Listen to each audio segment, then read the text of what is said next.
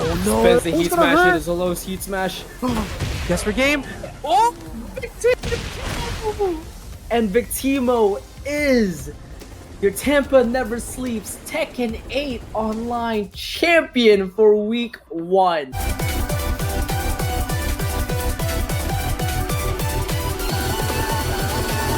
And he's got it. KingReyJr.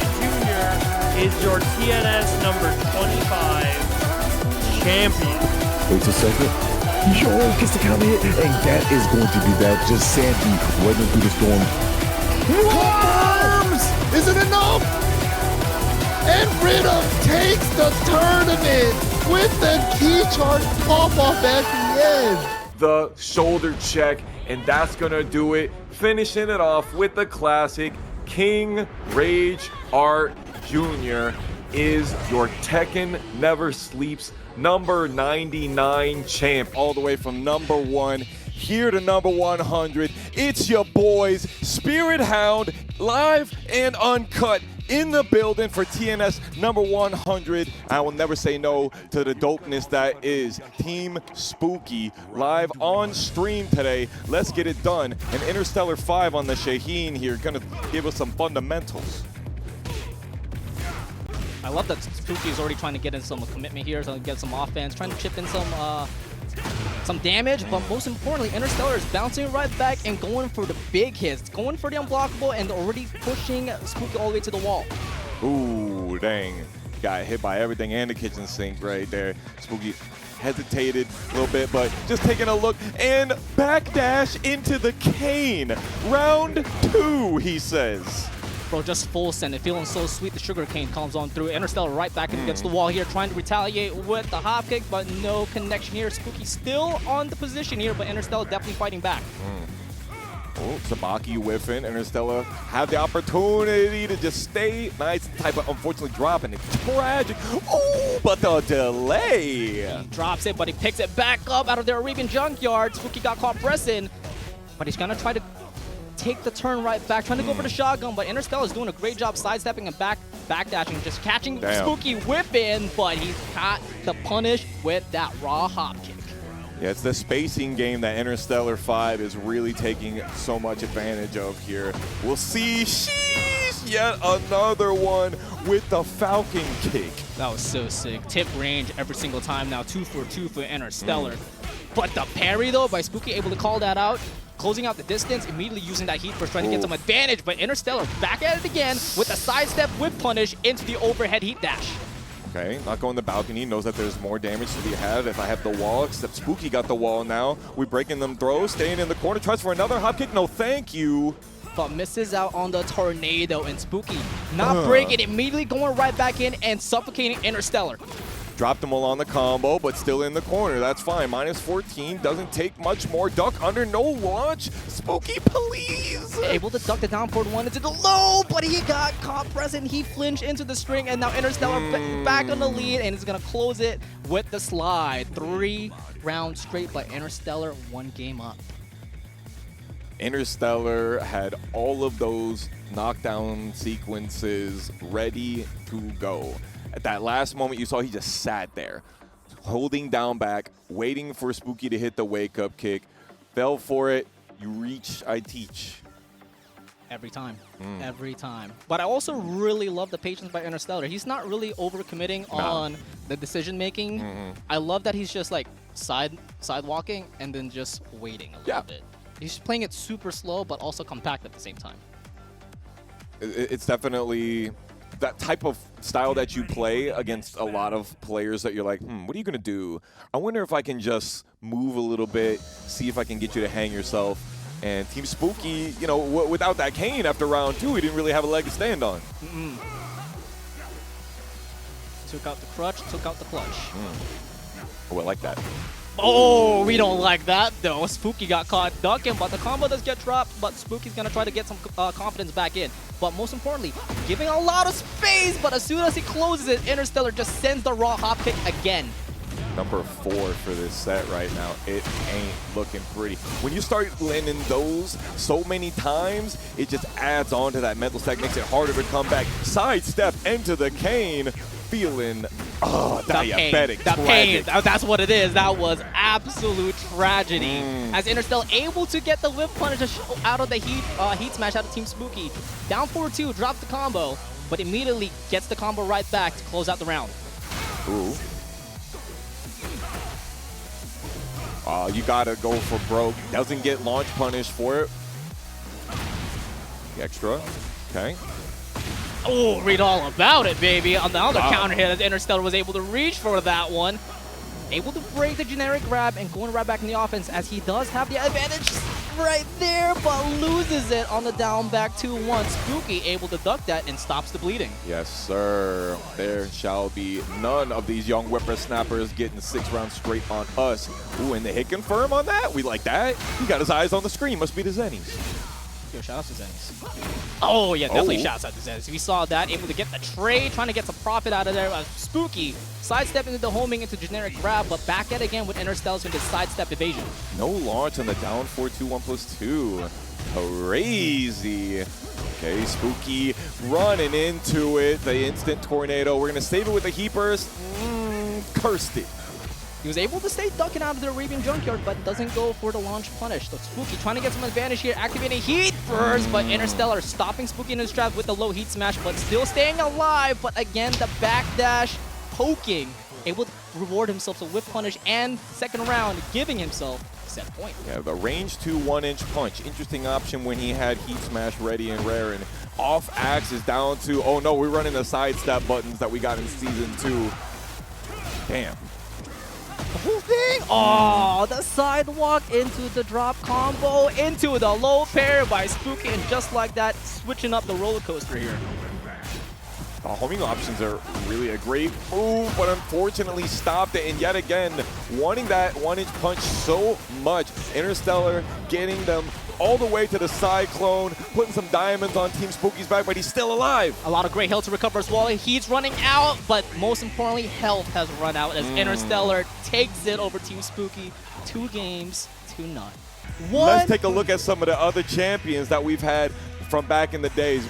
Platinum Grace and Raigeki 9, the Lily players. I remember that era. I was like, where did these people come from? Came and went. Tomo Riru as well. And I know you see that Ninja Killer. He enter, he win. That's the way it goes. Yes, we're definitely getting the Zoomies right now. It's only the second match, baby. Okay. Reina versus Kuma. Who is Heihachi's favorite child? Is that the pink version of Atsune Miku? It's giving Xenoblade Chronicles. Chat, I'm sorry. You're gonna have to educate us again. I'm so sorry. Uh-oh, 3-ring circus. Hold that one. Pop Buster input. You got a rocket. Bear Jordan, what you ducking for? Gonna get slammed apparently, but we're gonna be walking out through. Could have had the potential of getting that heat. Never mind, actually no more heat. But does have the potential to make this comeback. Is able to catch the frame timing out of the down 4-1, 1+2 into the wall split, leaving KoingWolf into a pixel, but will it do the job? The down jab will. 75 damage for down forward 1/1+2. That's nasty work. I don't even think that was the Kuma specific combo. KoingWolf ready and raring to go to put these big buttons on the screen, but Zoomi with the electric wing god fist putting it back. Oh, he definitely getting Zoomies here, man. Already feeling the rush, but going up and immediately getting set down. Let's double it down by KoingWolf and quickly dropping the combo, immediately going back in, diving into the offense and trying to suffocate Zoomies, but instead Zoomies able to attack right back, able to get the float conversion, but most importantly the precision. That was crazy. She hit the backboard. Nasty.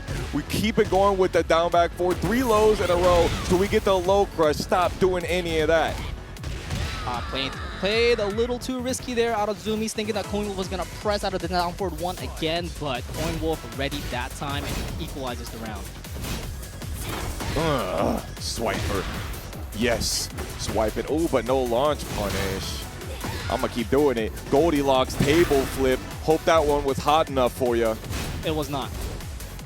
Need something hotter. Ooh. Like this potential comeback by Zoomies. One clean hit, but that's not gonna happen. The punish comes in by KoingWolf, and he's on match point. You got to do electric wind war god kick on that one. Otherwise, -13. Seeing that, we're putting them legs up.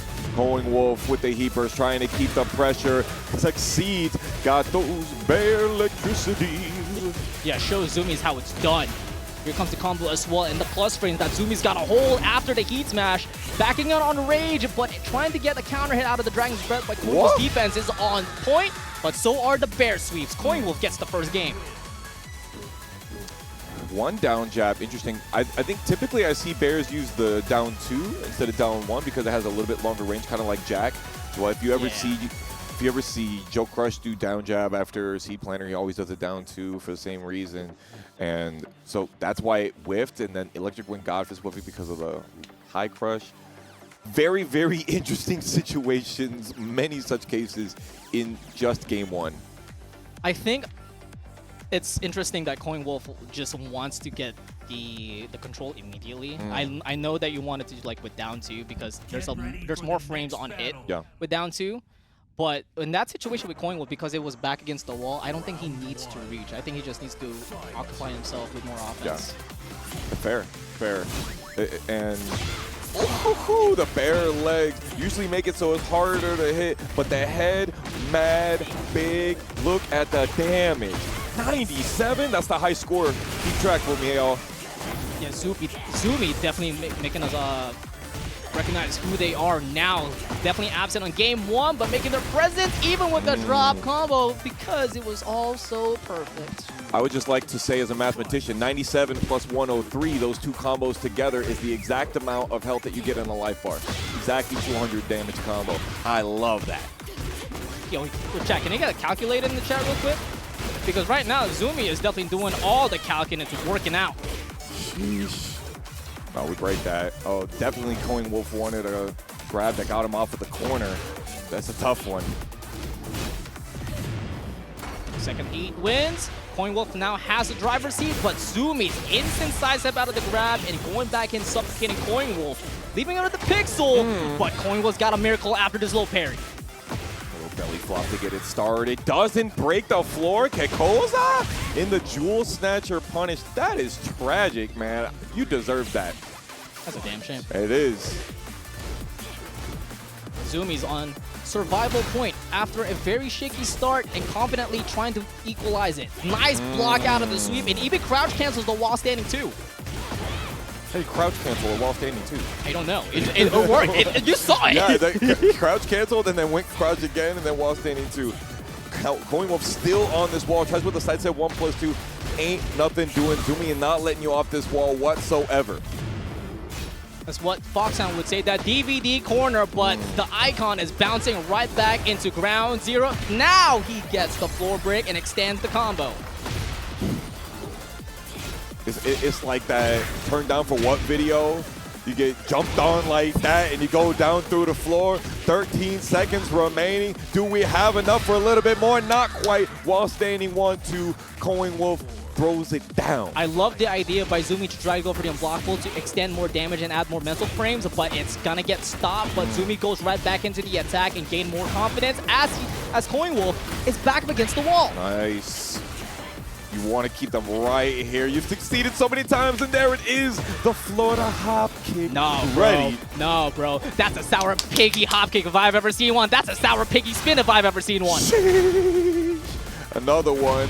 15 frame punishable. So hard to be able to reach, though.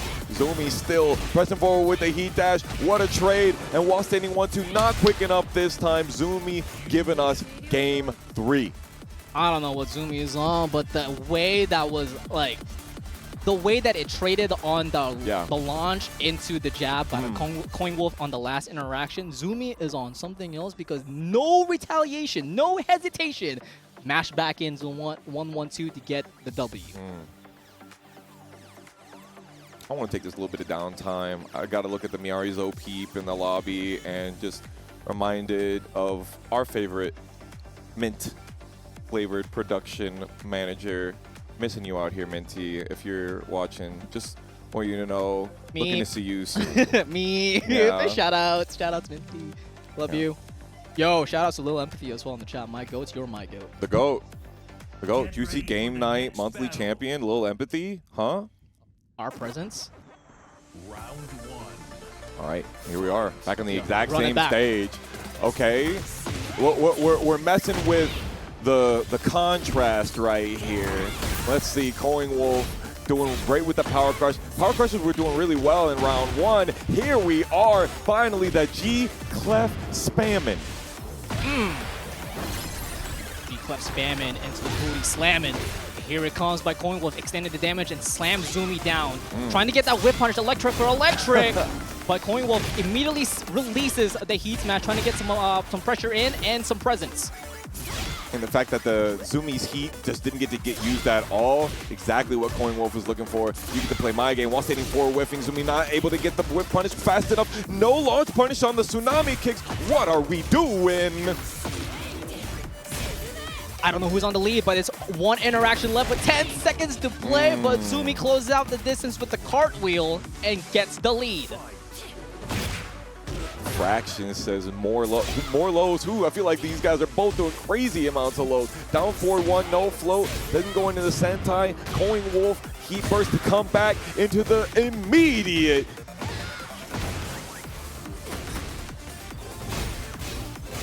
Rolls on through. Doesn't flinch, but Zoomi's able to sidestep, steals the turn right back with the heat burst. And beautiful punish out of the Hunting stands out of Zoomi's with the down 4-1, 1+2. Gotta be careful in that one. Not going to the immediate bear gut. Finishing the flash punch combo. Still getting 69 to finish. KoingWolf goes for the grab. A little bit too late. If it was KingReyJr, it would have worked out. But didn't have the balls for it. Zoomi now on set point. After a very shaky start into a potential confident ending, Zoomi got 3 chances to close this out. Looking pretty good at the moment, but KoingWolf's gonna try to fight back with a round start heat burst into the Bear Electric once again. Able to have it connected into the ground Oki to get some unscaled damage. God, keep it rocking. Not gonna be able to break this floor right here, but gonna break them bones still. Still got all of that. Lord have mercy. Falling down to the booty, extending gameplay by KoingWolf and delays the heat engager string, and Zoomi gets caught pressing. You thought I wouldn't. Thought I was going to delay it even more, I guess. KoingWolf with a beautiful delay on that heat smash. And get back over there. But Zoomi is just giving a lot of space and walking to give himself the advantageous position. KoingWolf realizes, dives into the attack, and just like that, we got ourselves a final round here for Game 2. Game 3, apologies. Everything comes good with 3s. Oh, yet again. Many such cases, KoingWolf with their back to the wall, heat burst to be able to get out, sidestep right, gets it, but unfortunately Zoomi not getting the whiff punish, going for the low, trying to get the pseudo whiff punish, and KoingWolf really expertly using this heat. Oh, and the wrong time as well to activate the power crush as KoingWolf able to get the guaranteed grab afterwards. Quick release on the Salmon Hunter into the headbutt guaranteed, but Zoomi extends the hurt box by rolling, and KoingWolf closes Game 3 with a clean headbutt. So just big reminder, we're taking trips down memory lane here. That's a big one. Well, let me take a trip. And we got to tell you once again about one of my favorite players to watch. Victim of Ritual, the first Tampa Never Sleeps champion. Just got to do an event where he made it to grand finals last night. Every single time I get to commentate over him, I'm so zooted for the opportunity because between him and JJBreeze, bro, they're some of my favorite styles to watch. And he's got 2 TNS victories under his belt. Hopefully, maybe another one tonight. Yo, the boy Breezy, the boy Breezy on the chat. I love you, man. Hope you're doing well, brother. Great to see you. Can't wait to see my man Breezy up close and personal again. It's been quite a minute. Sntacher giving us one of the sets of the evening that's going to give us extra details. Most recent DLC characters right here. If y'all haven't been playing, keep your eyes closed. Definitely keeping their eyes closed, but Sntacher keeping his eyes open. What a perfect punish out of that Bow Bow stance. Are we going through? Surely we get the throw, but goes for the backwards option instead of going through the floor. Okay. Oh, beautiful side step out of the overhead, but no punish out of Sntacher. Now Sntacher back on rage as he continuously getting chip out of Hydrocharged. Ooh, and then the tail end of that round finished by Hydrocharged low. Tip range. Forceful neutral 2 to get the counter hit out of the guaranteed bad drag, or 1-2, and Sntacher extends the damage with the unblockable as well. But most importantly, look at the pressure that Sntacher is dishing out of Hydrocharge. Oh, and still going immediately in. Does not delay the down forward 1-2. Got your nose counter hit. Dopamine check at all. 22nd. Perfect. Super patient out of Hydrocharge as well. Not pressing a lot, not stepping a decent amount, just waiting for Sntacher to make a mistake. Ooh. But instead, Hydrocharge overextends as Sntacher able to counter it with a down forward 3, converts it into a float combo, and sending them down with the floor break. That's pretty much best case scenario for a float button as well. Can you get it? Yes. Oh, that's a damn shame. You know what? I'm glad that that combo is hard to hit off axis. Sntacher trying to come away with it. Succeeds with the 4-3. Could have canceled it. Lord have mercy. I'm also loving the challenges that Sntacher's doing, but mainly with Magic 4, a 13-frame Magic 4 launcher out of Armor King's toolkit. But this never got taken out. No. I'm so glad it didn't. It's forever going to say signature. That giant swing. You got the blue sparks. You already know. Down 3+4. Oh, wanted the tombstone. We canceling? Uh-oh. No, that could have been a loss-ending 1-4. Yeah, it could have been a dash as well, but we'll go for the up forward 3 heat burst damage instead. Now has the lead, trying to apply pressure with the heat smash, but Sntacher's not pressing anything. Instead, he's going to move on forward, goes for the heat smash, and now is taking the lead and closes it with a down 3. Down 3, go button. Oh, through the table. Devon in the building, wherever you are. Yes, sir. Sntacher played really conservative there. Hydrocharge, I felt like, would often go into the bow stance, either pop right back out or go for the bow mid, get that pushback, try to create spacing traps and things like that, but Sntacher was not falling for it at all. No, and the fact that Sntacher was getting like these important counter hits was definitely like with tip range for full neutral 2. Magic Force was getting caught a lot as well. Great challenges out of Sntacher when Hydrocharge was trying to do these strings, but instead getting caught by down forward 3 float combo. That was sick. Oh, that was sick. Yeah. No, dude, that's like Christmas. When you get a down forward 3 float, that's like, oh, I literally start my combos with this 90% of the time. Okay, we got some punishes. Round start power crush is definitely an option. We are showing some aggression. Yeah, that move is definitely something that Hydrocharge should use more. That sidestep 1+2 leaves him -9 on block. Could potentially get a frame trap as well with a down forward 2, but Hydrocharge is the one getting trapped here with the chain grabs into the down back 3. There we go. Now we're taking some risks here. Okay. Down 2. Not finishing the rest of the string. No flash punish. Oh my god. All the resources. Spends the heat. Somehow it whiffed. Oh yeah, that's not homing. No, it looks like it. Somehow. It really does. Tracking is dead. Psych. Oh my, beautiful forward 1+2 to get the float combo, but couldn't convert it into a bigger damage output. So Hydrocharge feeling charged up out about that drop, going back into the attack, and now Sntacher potentially going to the balcony break. No, Hydrocharge is going to go for the generic grab and smacks him down. Ooh, the up 1+2 could have given another while standing 1-4 heat dash. Sntacher could be done, but still getting away with murder here. Still has heat locked and ready to go. Hydrocharge still trying to keep the pressure going on, but the down forward 2 counter hits. Oh, but it dropped because he was going to go for the shoulder charge to get the balcony break to extend the combo, but the drop to Mole cost them. Hydrocharge able to retaliate and going right back. But Sntacher rejuvenates themselves with this beautiful raw dark upper. Electric into lariat combo, let's not forget. That's for the saucy ones out there. Thank y'all so much. Oh boy, that's a lot of damage. Have some for later. Nicely done to break the 1+2, 40 seconds left to play. Hydrocharge has a lot of time, but not a lot of help to work with. Still has all the resources, trying to go for some -9 shenanigans here. But Sntacher is playing that keep out with that down forward 4. Gets caught by the down jab, but the spring kick is gonna do it. Sntacher now on set point. You damn right Tuesdays are for Tekken out here. Thank y'all so much for rocking with us.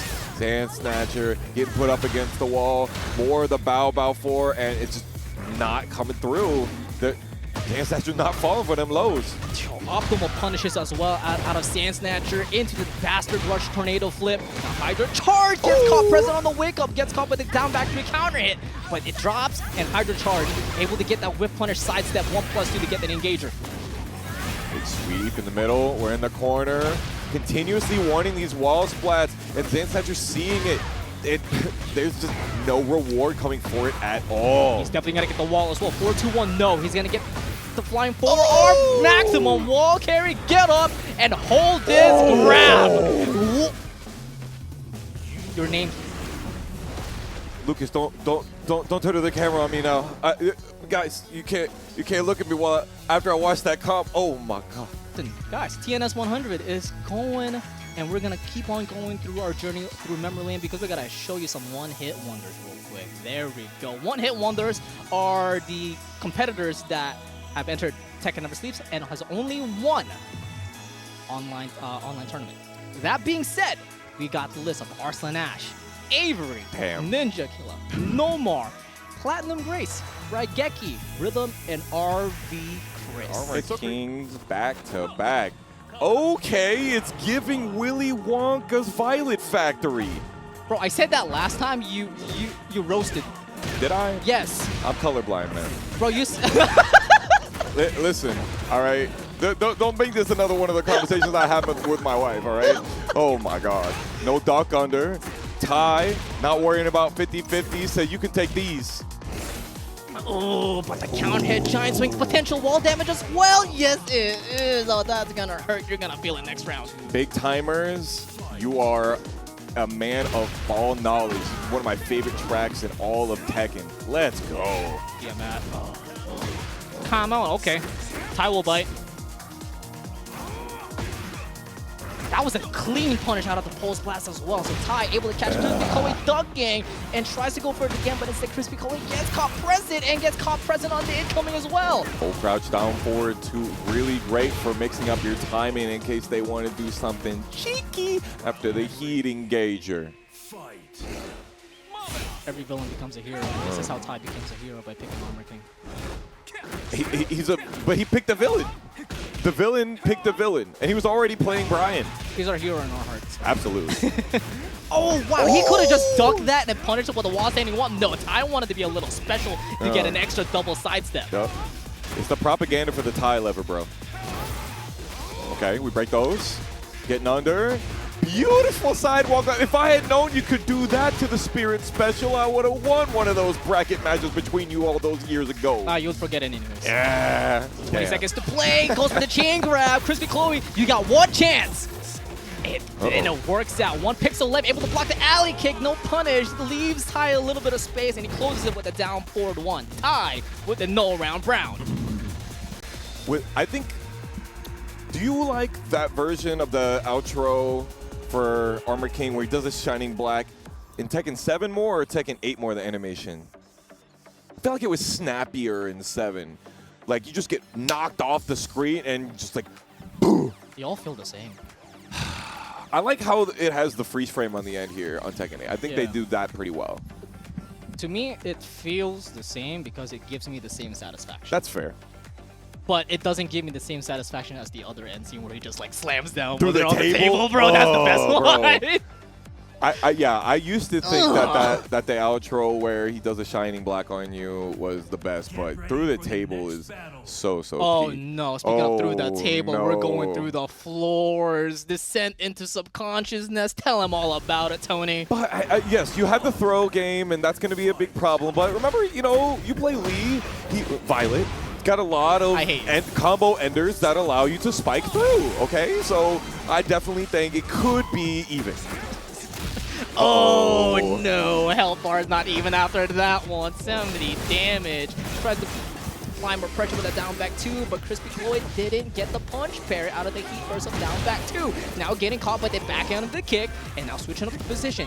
One chance that CrispyCloe has the momentum, but it gets shut down by Ty's shoulder. Damn. One mistake, one whiff punish shoulder. That's all it took. Okay, deadly edge, the forward. Interesting. Spirit, what happened there?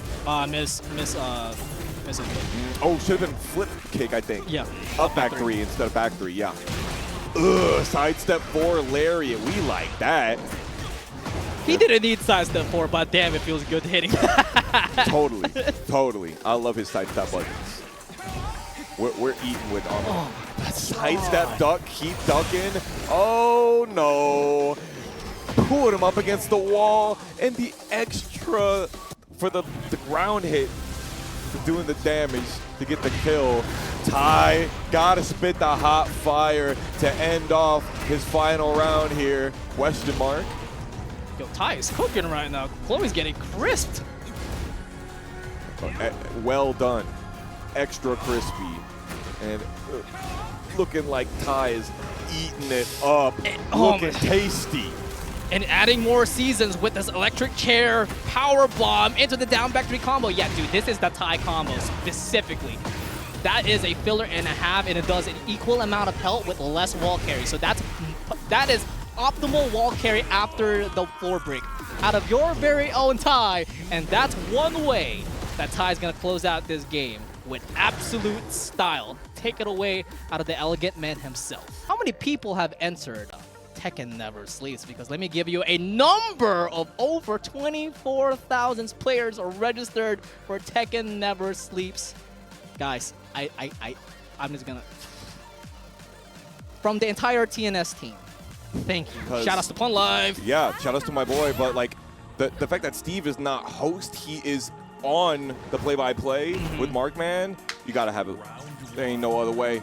And ain't nothing better than Trunkiez versus Kaizur. Trunkiez easily in there for top 5 Heihachi in North America, even top 3, I would say. Top 10 because he has that Kuma cosplay. Oh God, okay, that's right. He does get a minus for that. Okay, we're putting the lasers out. Kaizur loving those timing reads. Talk about reads, though. This man got the 20-0-0.020 vision. It seems like that the birthday buff is still on Trunkiez' side. Beautiful damage, 104. Is that the most tonight? No, yes it is actually, because the one before that was 103. Thank you much. Okay, not quite able to recover. Down forward 1-1. Top 5 button from this character. Do not at me. Did Trunkiez just do a keep out hell sweep into a counter hit? Yes, sir. So 200 IQ plays. Now Kaizur trying to push her right back out, but he gets caught by the counter hits. Back 4 out of Trunkiez. Trunkiez, this one's like Trunky out here. Man is a legend. Shout out Strungy, miss you. Still has all the heat as well. That could have been a heat dash combo with a 4-4-1+2. Ooh. But 1+2, this one's for you. The Rage Shard is gonna save Kaizur with a Magic Pixel and a couple space to activate Heat Burst as well. He's gonna get 13 back, and he's gonna do 77. Hot dog for that one. Immediately on the heat, run the heat smash afterwards, and that's the equalizer. And then finally subtracting, destroying negative health. Yeah, Trunkiez committed on the duck as well, but that's gonna cost him as Kaizur able to equalize the round. Now Kaizur is on the upper end here, on the driver's seat, as Trunkiez trying to step out of there, doesn't want to receive the balcony break, but Kaizur able to break on through, and now here comes the wall carry as well. Just a reminder, Kaizur's Miary now higher ranked than his Azucena. You can see why. Man is a true Miary main.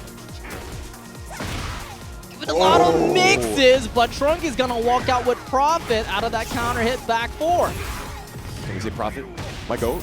Oh, Hell Axel almost getting to the wall right there. Little bit greedy. Are we going downstairs? Of course. He's Heihachi. He gets to choose whether it's a wall break or a floor break.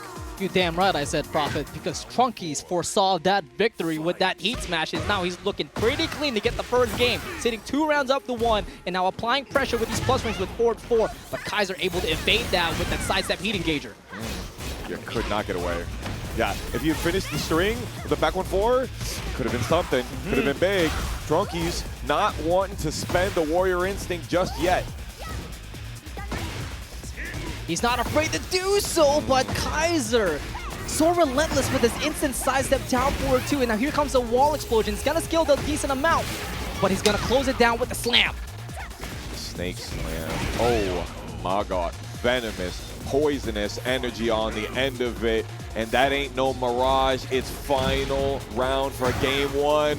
But missing the combo, you don't want this. No, it's not Mirage. It's all transparent as Trunkiez able to see right through you, able to get that sidestep evasion down forward 1/1+2 to get the launch. Oh! It doubles it down with a forward 2.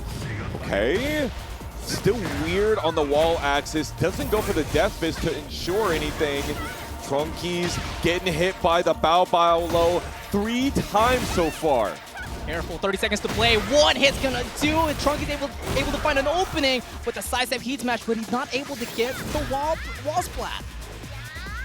Dang, buff Heihachi, bro. You know, back in my day, he would have got it. Kaizur still hitting him out of the kip up. Very interesting slow-mo. Y'all, I am going to have to look back at the tapes on that one. We got to go back to the online replay and see if that would have turned out the same way without slow-mo. You know, a lot of times we have those questions. Would that have happened without the slow-mo mechanic? And for that one, I was like, what in the hell? Apologies on the sound effects on that one, because usually Kip-Ups has been super overpowered lately. Yeah. It's been catching off a lot of timings and their offense on those last-minute situations. So I thought that was going to trade, potentially go into another interaction. Yeah. But Kaizur able to walk out away with that one. You say it's not a Mirage, but like I said, it's right on through. I see the boy. Level up your game in the chat. What's up, Rip? Hope you're doing well, man. Without Level Up Your Game channel, you wouldn't see me anywhere near this game. I'll tell you right now, this man gave us opportunities to stand on the shoulders of giants. A GOAT. Yeah, man. Much love to Rip, man. Much love to Rod Shark, putting $10 straight through the main Yes, vein sir. of our Thank you, Rod. Matcherino. Ooh, pressing on the second hit, but he's able to activate the heat burst to convert himself a bound combo, catching Trunkiez off the air with the Hell Axle. Okay, and the flip. Continuing, and that's it. Kaizur knows really well how to push the issue. Back when he played FPSs, his role was to get in there, disrupt, create chaos, and he does that consistently in Tekken.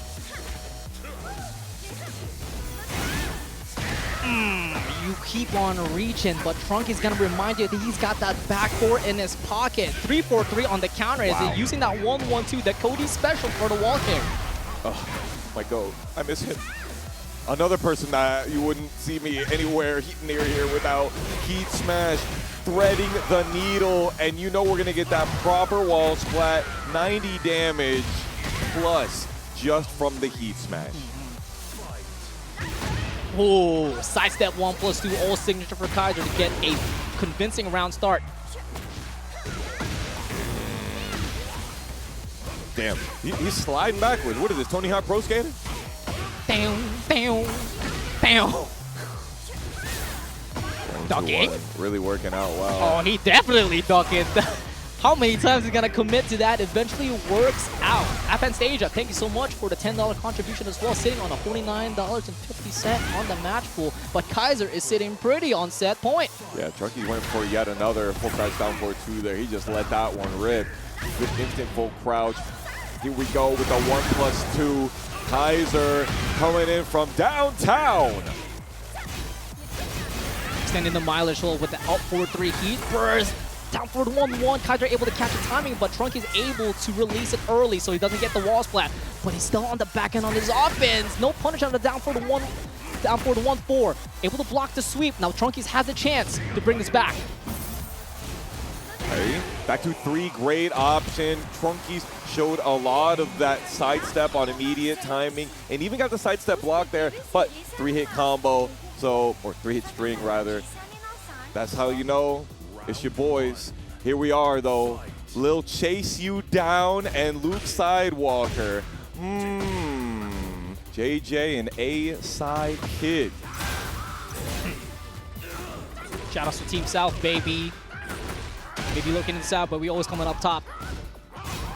Oh, you know JJBreeze topping tonight. AyePsyKidd using the heat burst to try to get out of the corner. Succeeding is Dragonov, baby, but the Hail Slicer getting sussed out.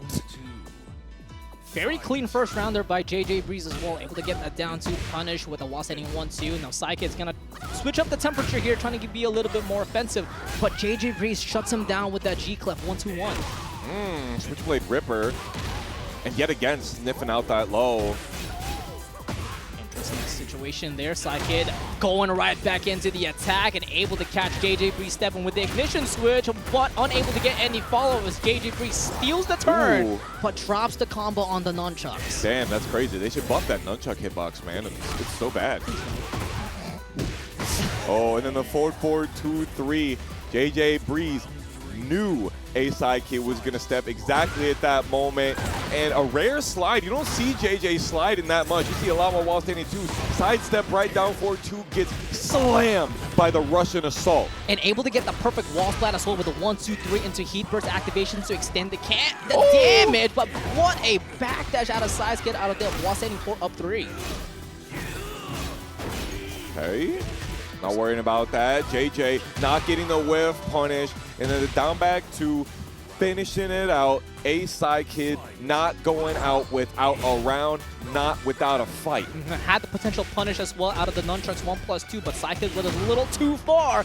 But distance is not a problem. PsyKidd able to get the 1-2-1 heat engager and pushes JJBreeze into the breakable wall. Now here comes the combo out of PsyKidd's side and kicks JJBreeze to the curb. Shout out to our man. KingReyJr. Crush destroy. Nah, he drops the combo with the back turn. No, exactly. Nah, no the way. wrong J. No way. 30 seconds, try to step, but the Tundra Slash able to cut JJBreeze, stopping that potential comeback. We got ourselves a final round for game 1. More slides. Second one of the night. Run up and get them nunchucks. You get chucked up, you're sick of it. While standing 1+2 heat engager to get it started. Also played a little too patient and respectful as well. A down forward 1. Doesn't go for a sidestep into counter hit. Just playing a little too safe. Now PsyKidd has all the momentum. JJBreeze is trying to match that and trying to get the counter with a 1+2, but PsyKidd steals it right back with the down jab. My leg! Oh, nice Pillow Princess strategy right there. Sidestep 3 getting blocked.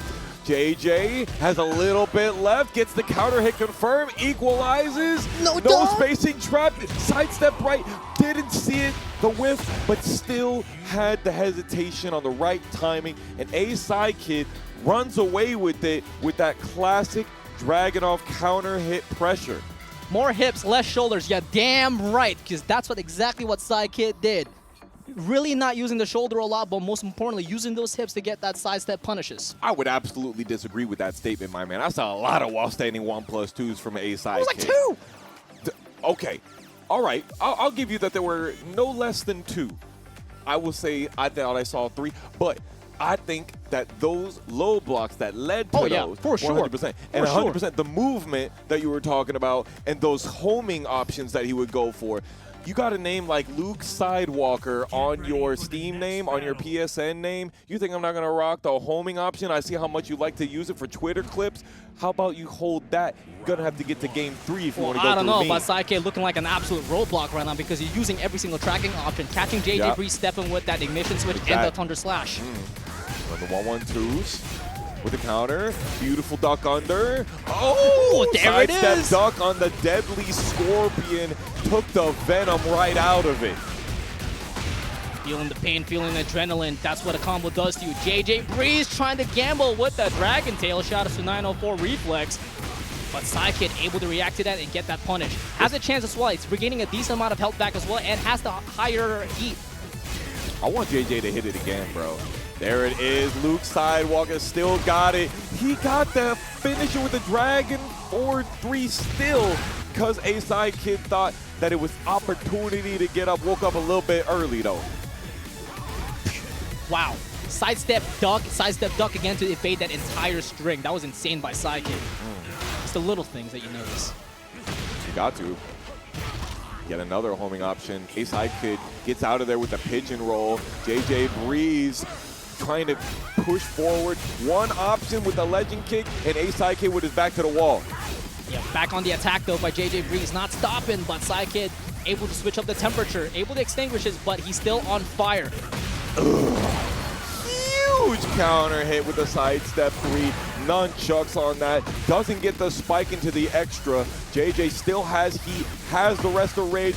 Beautiful. When you can duck under 4-3 from Law and get the wall standing punishment, that's how you know you're ready for anything. Yeah, JJBreeze trying to catch him duck into a round start while standing 2, but AyePsyKidd is just backdashing every single time. No punish though, but he is catching JJBreeze ducking a lot with these down forward ones and catching him present with the timing with the 1-2-1. But speaking of timings, right back at you with the down jab 2-3. I got a 10-frame counter hit string myself. I think it's a little bit stronger though. Got a lot more damage out of it. Big trade and yet another 1-2-1. It's giving EWC. Shoulder to close it off. AyePsyKidd is on set point. JJBreeze, we are demanding a comeback here if you want to stay alive, but look, Sidewalker just got tased of his own medicine by AyePsyKidd. AyePsyKidd looking more like a sidekick. Oh, 14 frame punish. JJ didn't get the wall splat, trying to keep going with the pressure. And all you need is 1-2. No confirm, but he's got the frame trap again out of the Switchblade Ripper. JJBreeze in trouble. AyePsyKidd kicking JJBreeze again, leaving out on the pixel. A 5 into the 12 frame mid. That's a really tough one right there. His birthday coming up.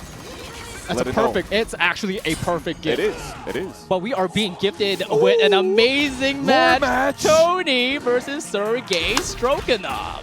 I got to see Sergei Strokinov last night on Conmay, and he kept rocking that down 4-2 duck flash.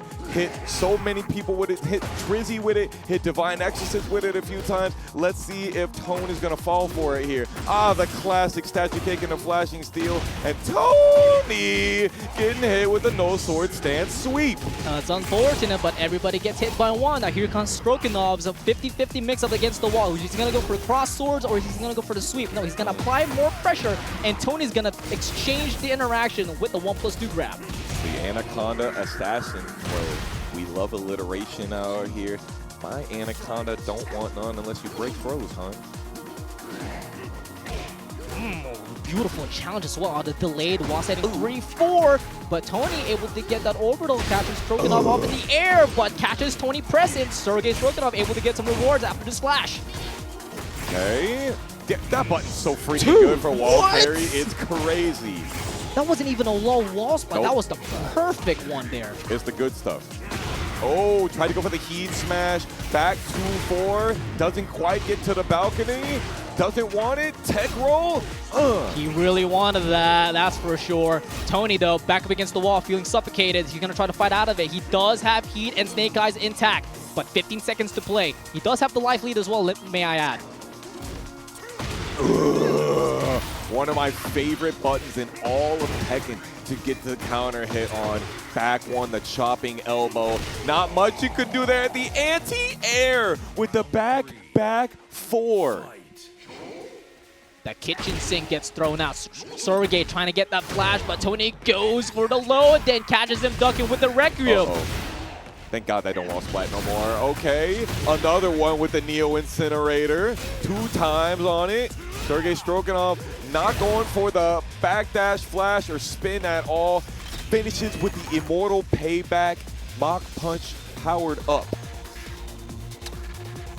That wasn't even a payback, man. That was 3 rounds straight. He didn't have to do him like that. Hey, he's immortal, though. You know why? Because he's in winner's side. He definitely ain't down there in the River Styx. Sergei Strokinov is definitely not able to run the sequences the same way as maybe against some other players. Tony is on layer 3. That's crazy, Fruity. That's crazy. I can't even say that on stream, bro. Hey, it's a chat-specific one right there, y'all. Yeah, you guys have to be in Twitch chat for that one to catch all the great one-liners here. Hey, it ain't a full experience on Tampa Never Sleeps unless you got your eyes on the Matcherino, the chat, as well as the action on stream. Watch this right here. Sergei Strokinov showed off this last night as well. He said, bro, my Miary nice. Let's see if it's warmed up, though. That's one way to start things off. Keep out down 4-2, able to get the combo.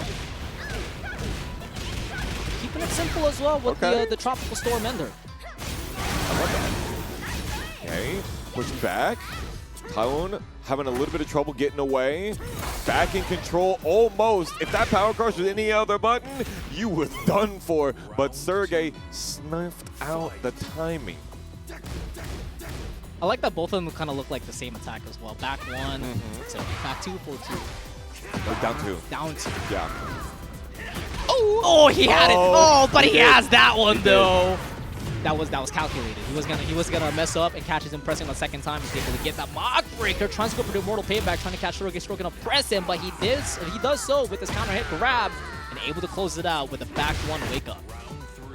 Yeah, it's interesting. You guys wouldn't think up 4-2 would be a misinput for Jet upper, but if you know, you know, you got to rip that thing, and sometimes it goes off. Down forward 2, Sergei Strokinov trying to get closer to that wall right there. Perfect! I expected that combo to do so much more damage, but they really did the scaling correctly with Miary though. Agreed. IMO. Agreed. Beautiful power crush out of that frame trap. Tony able to get the counter at 1-2-4. He's able to get some health back as well. Damn, that was a buffered cannonball straight. Sergei Strokinov going for the raw bow. 5-frame low crush into the low. Have no fear. W's are here. On survival point for Sergei Strokinov. Can he close it and force a game 3? Tony's gonna try to deny that here. Able to catch the time with a down forward 1 machine gun punches as well. No, don't fall for it. No punish on the power crushes. Unforged. Do not stand still right there. You know what happens when you stand still. He's able to move forward after this low parry though. Not a lot of great health as well. This is a true Magic Pixel comeback for Sergei Strokinov. 30 seconds to play. Power crush incoming. Not gonna kill, but the bound is gonna give that to Tone. Tone is gonna give us a final round. Set point versus survival point situation here. A lot of people forgot, man. If he is on that pole and you use Heat Burst, it beats 3 out of 5 options. And that 5th option, by the way, is for just getting back out of it. Sergei, once again, with another one of those perfectly placed surgical down forward 2s. 3-2 to get the wall carry as well. Corners of corners, but Tone able to jab out perfectly out of the heat smash and catches him the wake up with the back 4 counter hit, but no guaranteed 4-4-2. And then missing the wall standing 2 punish on the jab. Okay, 1+2-2. Yup, off axis, still got that down 3+4-2. Our GOAT Tornado can always count on it. And over to the other wall, down 2-3, still gets the pickup. Hatchet kick should hit ground and fight me. Perfect Optimization right there. Not catching Sergei, breaking that 1+2, wakes up backwards, and Tone's gonna finish off with a down 3-2. I'm gonna give you guys a quick reminder here. TNS 100. A lot of things have happened. We're gonna continue going down that memory lane. You know, we've talked about one-hit wonders. When, you know, trouble comes into it. You're damn right. Cheeseyoni, Jasandi, Peeling, Tomoriru, Trizzy the Rapper, and Victim of Ritual are your double trouble winners because they have won Tekken Never Sleep twice. He may have said Clive is the code, but he's gonna bring down the law. Let's go! Hell yeah, this is the first character I ever got to see him play with back on the Chicago Tekken days. Shout out to our boy Puppy Swarm. And then immediately started out with the sidestep 3+4, the double dragon. Do we get another one? You'll talk about double trouble. Landon D is bringing it down already, trying to get that junkyard counter hit. PhiDx looking in trouble, but he found a solution. He's able to get the counter hit back 1, and PhiDx able to find the jackpot. We diving deep on that. Okay. Pushing V. Excellent, but still got punished. Wasn't too far off to the side. Ooh, didn't let it rip fast enough and broke the clinch, and we're under there. What a roller coaster. Universal Studios ain't got nothing on Tekken Never Sleeps number 100. Absolutely, our emotion is what we need, and Landon D is cooking it up with fire with that flicker heat engager round start. Trying to get that 1+2 Oki out of the ground, but PhiDx just immediately getting up, not pressing anything, keeping it safe, and right back in. Bobbing and weaving. How did he know? Out of nowhere. He just says, I smell it. He could smell it. And then got the pound stopping Landon from getting any hit as well. He wants it. Sonic Fang able to find the mark into the 442, guaranteed 442 with 2 rounds up. PhiDx looking clean. Him being able to do that out of crouch was such a big change for Steve players. Yeah. They needed that bad, honestly. Excellent sidestep right block to be able to get the risk reward option select. Wanted to extend the combo even more out of the sidewall. He wanted to get that Tekken 4 factor. He wanted to keep it clean, doesn't want to extend it with the burst. But to all fairness, Landon D still in the driver's seat very much here until PhiDx able to get that engager, trying to go for the dirty boxing, but Landon D able to scout that out. Ooh. And then really going in for these crouches. 5-Fox Fury ducking under, doesn't get the launch, got punished for the keeper's cancel. I'm not going to stand back up. How dare you? It's all about the timing. Everybody gangsta until Law hits the down forward button. Over and over again. Everybody's gangster until you get that Dragon Hammer counter hit. Landon D shifting the momentum here. It's giving Shenron energy. Who awakens me from my slumber? I will give you one wish.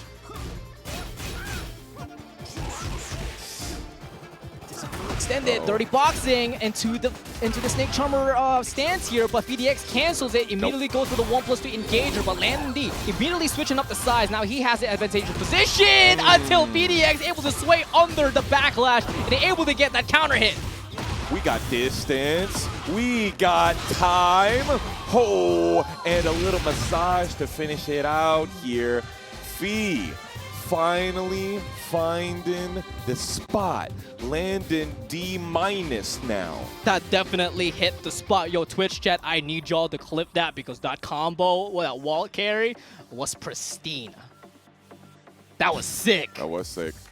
Yo, we got some dope names out here in chat. Yes, sir. Wall Splat Weekly, baby. Bonfire and Chill, THC Tyrant, vibes on the names, y'all. Really big vibe. Yo, Kid the Captain, so good to see you, yeah, man. Kid, good to see you, man. It's been a while, bro. Yeah. That name's been a while. I need them boys. I need them boys back soon. Landon D trying to mount a comeback, trying to give us as much as we can out of this. I need a game 3. Right now, PhiDx is trying to deny a game 3, trying to extend this momentum into the next game as well. These Twitch dunks as well out of PhiDx, out of the grabs, out of the lows, has been working out so well. But one heat smash to another, PhiDx is going to catch you stepping. Yes, he will, especially with the 5-Fox Fury. Landon staying in there, the 4-2-1. Okay, no slides will be had. We get that punish. Phi running his way out of there, but took a little bit more than he was allowed to. Greedy. Oh, talking about greedy, PhiDx tried to swing out of the sway, but Landon able to catch him with the flicker, drops the combo though, but doesn't stop the offense, but PhiDx able to retaliate with the heat engager, able to revitalize as well. Yeah, dropping that while standing 3 is mad unfortunate. You know, old Landon would have had himself while standing 4 into some extra, but oh my god, the Steve Shoryuken. Full send it, just like the PhiDx does. The PhiDP. PhiDP is fire. Oh my god, and it's looking, for those of you that don't know, PhiDx is the name of the airport code of PhiDx's local. We gotta see how quickly we can get the one-way down the runway. It's not checking in for the flight just yet. Landon D might be postponing that flight. Dang. Sidestep. Oh, misses it, but able to PhiDx clean it combo. up with that down forward 1. Perfect, but shaky. We-go again. Okay, Wild Man to start. Said I got one of those. Got the parry into the Dragon Stance blows. He's on fire. You saw what happened in game 1. Landon D down 2 rounds, able to bring it back, but PhiDx, nicely done. Able to challenge at the right moment, giving himself an air combo. Nah. No launch on the Shoryuken? Landon. Uncharacteristic there by Landon, but you get the delayed launch here with the Dragon Hammer counter hit. No heat to work with, so this is going to be raw wall carry. Oh, doesn't let the second hit rip. Fee still alive, still got rage. He ran into nothing. Oh yeah, and of course, when you have a launching throw, that's definitely peak punish for Rage Art. Here it is, hit it or quit it for Landon D. Oh, he was able to read the Lionheart backsway as well, thinking he was going to go for a challenge. So he tried to go for that down forward too, but misses. Tries to go for it again, but able to get that block, but he catches PhiDx swinging. Do them things. I need you to do it again, though. Real talk. I know you want it. PhiDx down 50, just waiting for Landon D to make the mistake, and he finds the opportunity, but PhiDx waited a little too late, and Landon D strikes with the nunchucks. Oh, this is gonna do it. Extra, bleed all about it from the nunchucks. And as the performers, the production leads, the managers of their own stream teams, giving us game 3, giving us more content. These are true content creators, giving it to you live. Reminder, folks, the chat has voted for Landon D 80%. They did. PhiDx 20%. Somebody's either walking out with a lot of money or walking out broke. Relatable, though. Hey, it can't be Landon, you know? Because he's already... Right, yep. Landon says he hates rich people, so what do we do? Right? All right, what is this dichotomy? Now we're here on the Fallen Destiny, into the Stratosphere, and we're gonna see if these guys are combo aficionado enough to be able to get the good wall splats on this stage. If that wasn't a Landon round start, I don't know what is. Yep. Parry, whiffs. Hop kick, connects. PhiDx back into the driver's seat and is able to get the counter hit. Engager switching up the side as well, revitalizing himself. And Landon D trying to chip him out here, but PhiDx very much still in the driver's seat with a lot of heat to work with. Oh my God. I can hear PhiDx hitting the Tasmanian Devil on that one. 4-4-3, continuing the plus frame. Weave into the Assumption button, not working out. Can Landon finish it off right here? Single pixel, and with the flip kick to boot. Those were 2 interactions where wall splats did not work out on Landon D, but thankfully he's able to clean things up. And it's extending this momentum with the Engager to 1-1-1.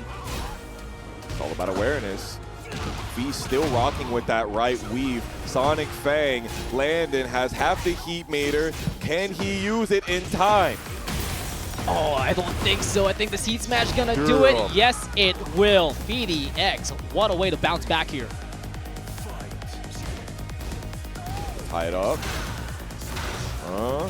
No rocket launcher for you. Both of them going for those big thrusting left-handed heat engagers. Fees lands, doesn't get a launcher, maybe gets something further in Nooch. Not ducking as well on the 1-1-1, but he gets the 4-4-1. The poison dart engager converted to a dash into a combo and able to call out the wake-up 3 with that Lionheart backsway. Hot dog, that's what I'm talking about. Now, the floor is lava. You already know what it is. Do not get hit by the wrong throw. That was about to be it. Immediately on the Sonic Fang. And again, PhiDx back with 2 rounds up at advantage. Oh no, he delayed it again. He just watched them, and Landon D was like, all right, I'm gonna hit you with his nunchucks and slam you down, able to get some fire up in this combo and extend the pressure afterwards. No respect. And gotta rock with those cheeky flows. And yet again, got ourselves another final round, and starting it off with the big launcher Skyscraper. Able to call it out with the big launcher, able to crush the jab. PhiDx and now poking him a little bit, and he's able to find a big hit out of that back one. A little off axis, never mind. Wall says you get to have one of these today. Sidestepping, still Heat Burst not being able to catch. You gotta rock the 5 Fox Fury here. We break them throws. What Landon got now? He's just gonna hold it right there and goes for the mid. Landon D. No doing there, you gotta hold it. The Doctor, the JakeMan. The most electrifying king in Tekken Entertainment. He's from SoCal, sponsored by NYC Tekken. Make it make sense. He's Mr. Worldwide. Heard all over around the world.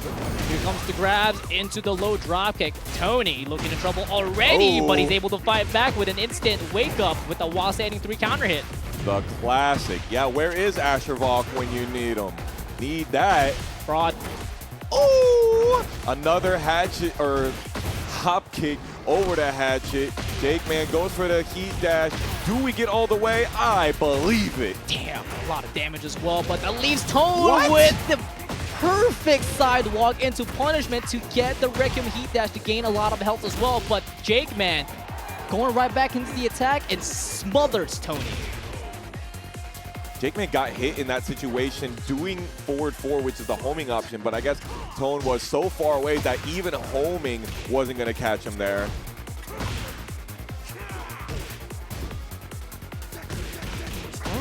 Confirms the down forward 1. JakeMan commits on the duck. Oh, we in there. The full back or double 2 jab. Interesante. We're going to get the spike here. Black bomb. Tone goes in with the back 1. Still got heat to work with, trying to find it with the Jaguar armor heat dash, but Tony's not moving forward, but instead he's able to find himself an engager. Nice.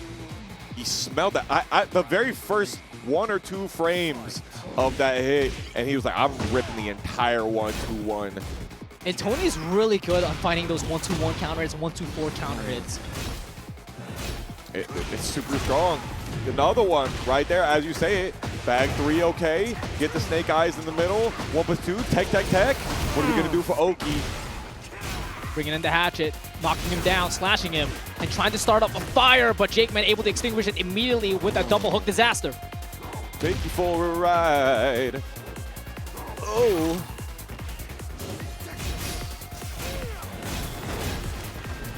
Not ducking after the Jaguar dash though, but he's present after the 2-1, able to get the orbital read, but JakeMan able to react quickly to escape catastrophe. That's crazy. It felt like JakeMan was like, hey, something in me is telling me that I should go for like a high crush, and then he was like, hold up, let me just not hit a button here. Let me just do a little duck. Beautiful. Tony was in his mind, and then the Millennium Eye said the wrong option. It was crazy. Destiny drop definitely coming now for Tony, but JakeMan able to counter hit with another double hook disaster confirmed. Also an all-timer track right here. 1+2-2. I kid you not, this is literally my setting at this stage. Goated, shout out to Lucas. Of course. Our master DJ. Back 2-4. I think we might get close to the barricades. We see a Requiem? No.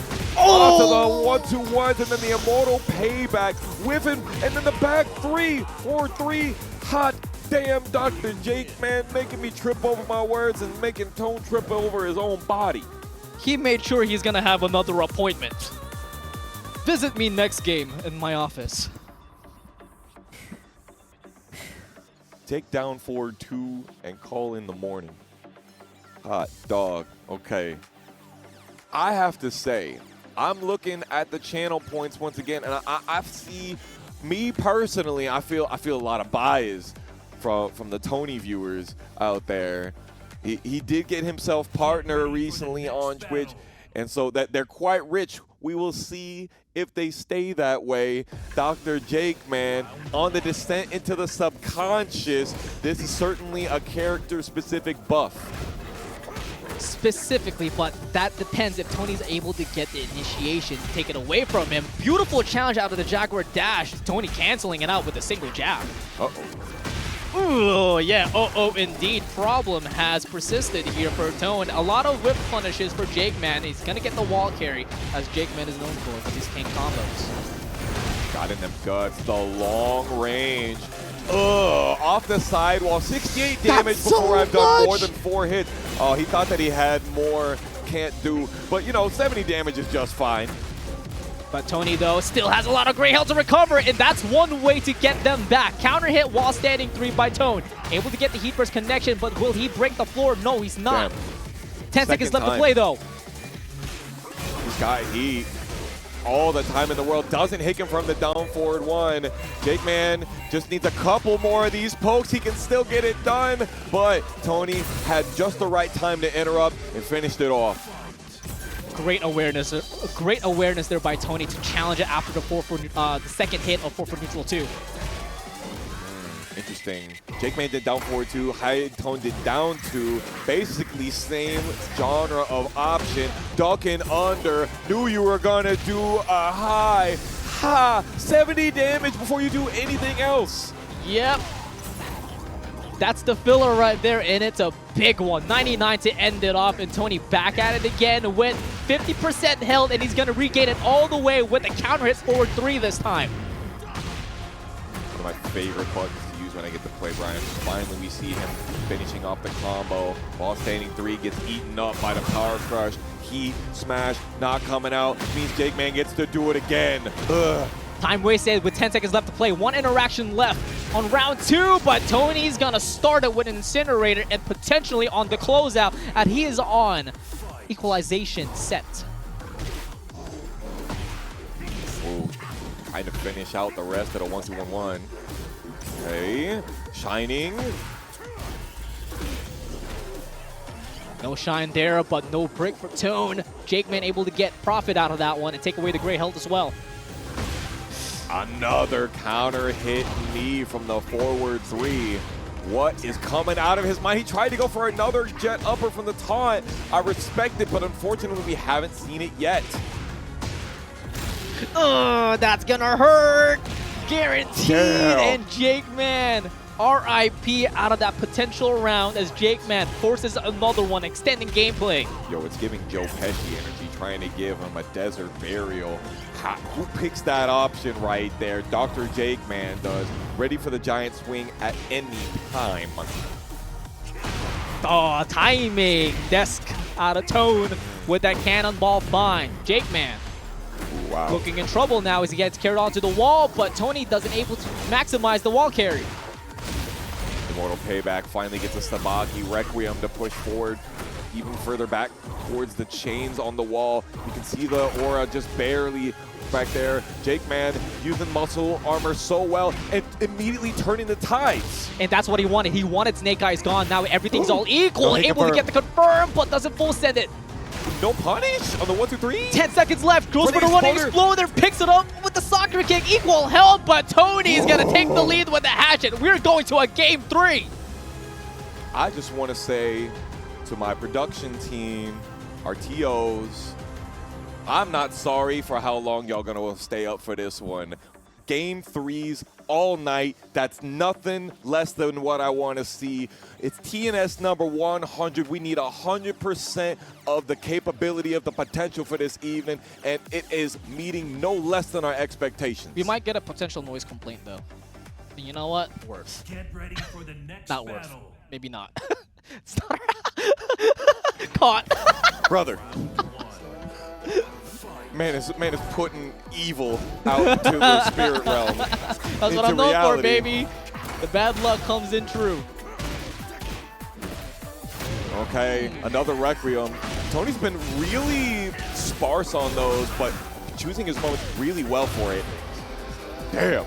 16-second perfect. Hatchet kick, little bit of delay into the back one. JakeMan falling for the timing, but counter hit shove number 1. Shout out to Montel Williams. Damn, Just straight up boot kick out of that? straight up long punishable brawler kick because he believed in it.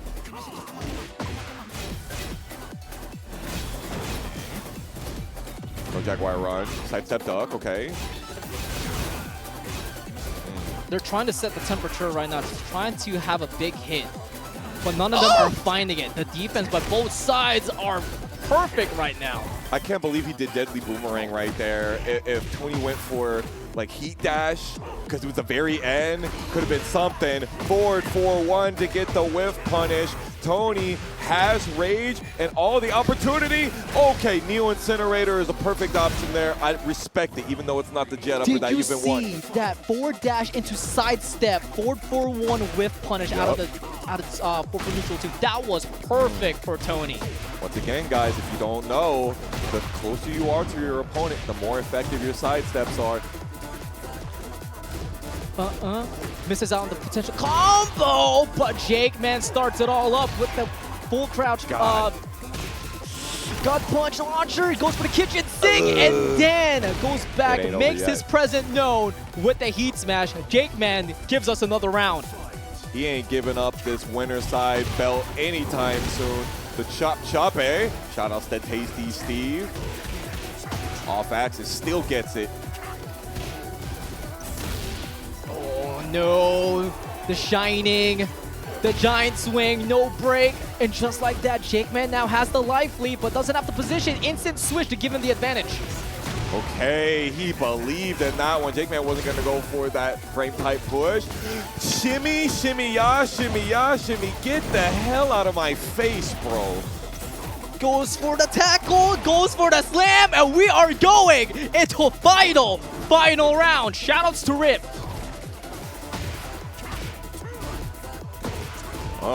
Get the punish. You ain't ducking. You still ain't ducking. Didn't have the arm length for it. 1-2-1 over and over again. Tony's trying to get that counter hit. Beautiful sidestep duck out of the regular down forward. No launch punish though, but JJBreeze's the first one to activate heat. I believe. Down for 2-1. Interesting option. They're both going deep into the move list here. And there it is. Tries to go for the instant wall running mix-up. Not happening. While standing one. Getting close to that wall. Too far away. Still with the down 3-2. The classic finisher. And Dr.TheJakeMan going back to residency. And if I'm not mistaken, we have a little bit more lore for you. Some more history. We've got even more TNS winners to remind you about, and they are in our next set. Cuddle Core, the Queen Red Bull athlete herself, has been so active over the past couple of years in TNS and has 3 wins to her credit. Basically, every time she enters, she's in winner's final. Thank y'all so much for joining us.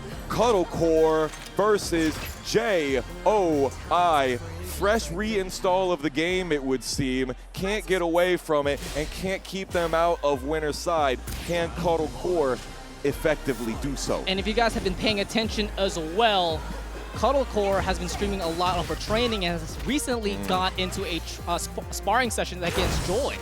Okay. So this is going to be no surprise of a matchup here between these two. They know each other pretty well for pretty recently. Eat up. No launch punish on the Aphrodite's Storm, but got plenty off of it all the same. You're the king of PA as well in the chat. Ty bringing in the party. Shout out to Ty. It must be nice to be able to do one sidestep and just get out of the way of Anna's full crouch down forward. And that's what's so great about Cuddle Core. She just needs that one single sidestep or one single backdash to get the advantage. Wow, I can't speak. The advantage immediately. Yeah. My fault, though. My fault. I love the fit too, by the way. She came dressed for the occasion, for the gala that is Tekken Never Sleeps number 100. Joy, though, becoming the demon that we know them to be, Oni Squad. Both of these players are showing off their pressure capabilities here in this first game. Tries to go for mixes, but Joy able to block every single one. Goes for the sneak step and catches Cuddle Core pressing. Joel equalizes the round count. I really think if I was in Cuddle Core's position, I would be trying to do the same exact thing because we just saw so many situations where Joy would go interaction, and Cuddle Core is having absolutely none of it after that. I don't care if you got a good sidewalk coming into a heat engager. Yeah, she'll full send that back recoil score like it's nothing. Then goes right into the back 1-2 heat dash, and Cuddle Core gives himself a full-on combo. Potential wall as well. Oh yeah, we out there. Okay, and walk him down, Cuddle Core, and saw from 5 yards away. Tip of the teeth, able to slash him down. Cuddle Core extending the advantage here, keeping that dominant pressure, trying to catch him pressing with that sidestep. Dealing with that +2. Don't matter to me. Oh God, that hurt. Sheesh. Back at the head. Fragile. Beautiful block. 4-3 down 3 as well. Can't get away. Cuddle.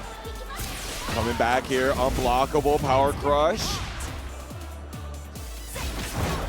Forces out the heat dash. Apply more pressure with that down forward. One into the full crouch mix. Cuddle trying to get a grab, but Joy able to duck under it and punishes her. We're going to a final round here for game 1. Hot dog. Hardcore trying to get baited. Damn. Long range. Yeah, my 442 better. Not really. Yeah, agree. Nice walk in the back. Takes the heat engager.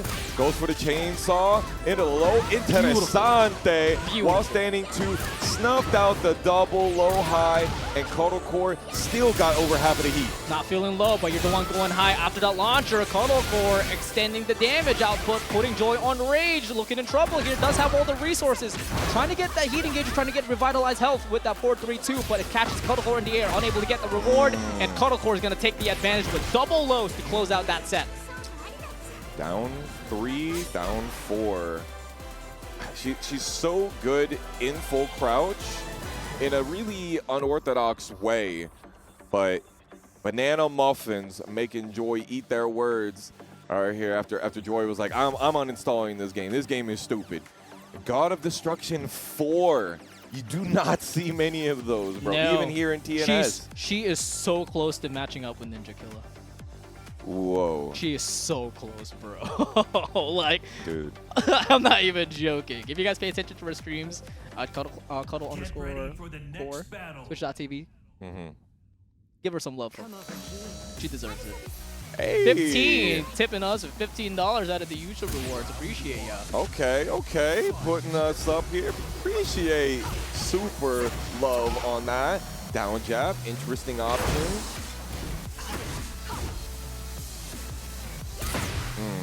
Long range. Okay. Excellent walk. No big knockdowns just yet. Just a couple of pokes, but with really big hits afterwards. But here comes a big switch here out of Cuddle Core, activating the heat engager and catches her moving. Oh, we ducking under. Saw that coming 100 miles away. Joy getting close to the cyclone here. Maybe can get a good splat. Not quite. Still try to go for the extra. Both with rage. Gotta be really careful. Able to step out of this heat smash, but unable to get the punish. A little too far away, and Joy, disaster averted, and able to convert it into a round win. It could have been a rage art, man. I wanted it to be a rage art right there. Just didn't have the distance. No correct punish, unfortunately. Cuddle Core getting stuffed out of all these interruptions. She will not just sit there and block. Hell no, you know what that was. Yes, sir. That was going to be an instant full crouch mix-up with a wall standing 1+2. But Joy's got 2 perfects for you. Actually, that's not 2 perfects. Very close. But it felt perfect. It did. Just giving Joy the opportunity to give us another game 3, you know what I'm saying? Cuddle Core gonna come back for a couple extra rounds here, give us a final. It's all in the script, guys. Got the punish with the 14-framer.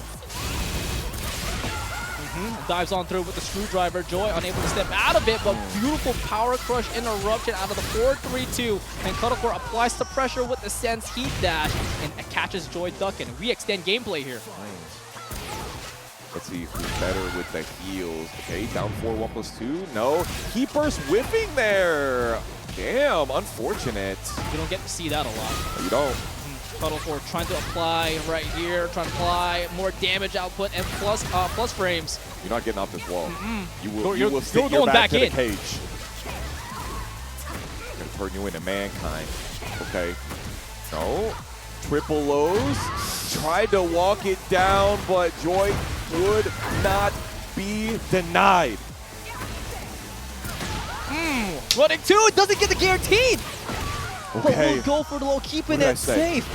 Cuddle Core giving us a final round situation. Set point versus survival point here. What did I say? It's in the script. Ducking, getting hit by the heartbeat disabler. Joy with their back to the wall. Standing forward, not working out. Joy back into the mix. Yep, equalizes the health as well. A lot of time to work. Whiff slide, but no launch out of Cuddle. Uh-oh. We're in rage, just at the tip. Couple more teeth, and that'll do it. You know they wanted it.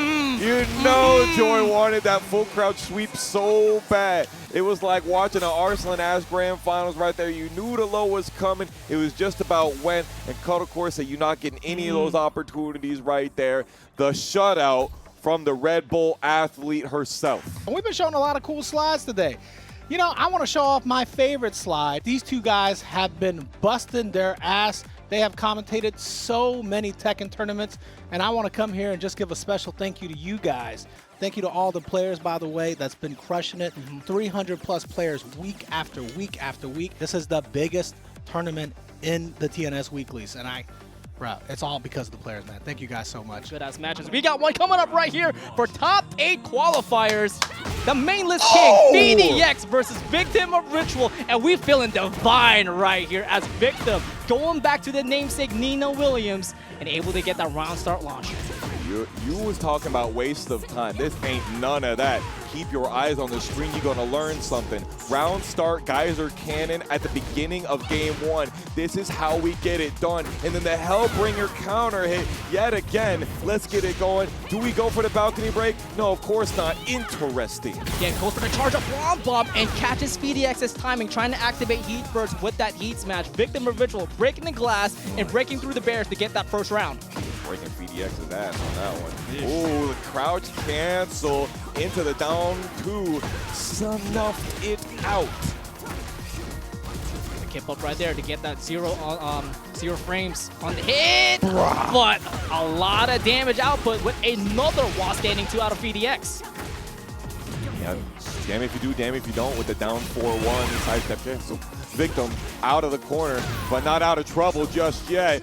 Oh my God. That's gonna hurt. Victim of Ritual doesn't want to deal with 30 boxing, but instead bringing out the clocks and stealing the turn back and able to revitalize 13 health back with a little bit of heat to work with. 4-3 plus 4, 1 plus 2.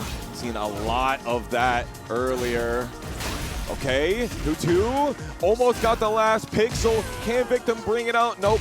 It's the down 2 classic finisher from the Steve Fox main. I'ma call him that, PhiDx. Not breaking the balcony again, just wants to keep the position, able to get that wake up, get up kick 3 to punish it perfectly with the balcony break and unscaled damage as well. I love these combos from Victim. Not gonna step on it again. Running straight into the wipe the floor. Who does that? And who sees it coming like that? Phi. Gatling gun, reload. Backing it away, trying to see what Victim's gonna wake up with, but she's gonna roll over and activate the heat burst, and now we're gonna initiate a step out of there. The patience. Beautiful sidestep block from Victim. Gotta make sure that the heat goes away. It does. No wall standing 2 is unfortunate. And then another one of the dirty boxing. Victim of Ritual getting smothered. Oh, but he's able to breathe free with another round start Divine Cannon. Looking like deja vu, but instead we're going down into the Cursed Caves. Victim's gonna lock in, Medina. You ain't gotta tell him. He ain't gotta listen to you. We're gonna get nothing but 5 whole rounds. PhiDx is trying to prove me wrong, though. Catches him stepping with the homing move, no counter hit. Victim of Ritual trying to add in a little bit of grab game, trying to add a little bit of mix of the layers. But speaking of layers, she's able to step on through, trying to shoot the clocks, but it was all blanks as PhiDx able to evade it with a crouch jab. Dang. Victim shooting blanks, that's crazy for you to say that on the air, brother. PhiDx losing the heat. Victim cannot get off of this wall. Absolutely, I'm gonna duck for the 3rd hit. What do you think this is? You saw it from that sequence last interaction. You think I'm a press? I'm PhiDx, baby. I'm the protagonist. This is the style that a lot of people, when they're intermediate level and they're learning all these strings, they'll go for, you know? They're like, I'm just gonna wait for the last hit in the string. And Victim is letting them rip. And Phi is like, you know, when I have life lead, I have opportunities to hesitate and react and read and make assumptions based on these strings. And because of what Victim has been rocking with the Nina, sending those guns so often, he got a huge amount of launchers.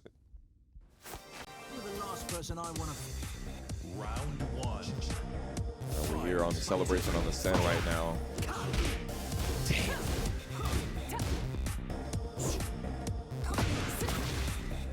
When Victim is feeling like he needs to shake off some of that bad energy, the Hayashidas come out so that he can mix up not only his opponent, but like his own brain, get into that old school feel.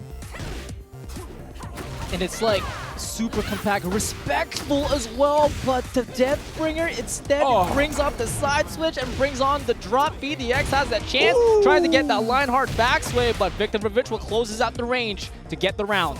Solid option right there, down 4, delay 1. Still crazy that you can get a delayable 12-frame low string. Must be nice, cancelable in the sidestep as well.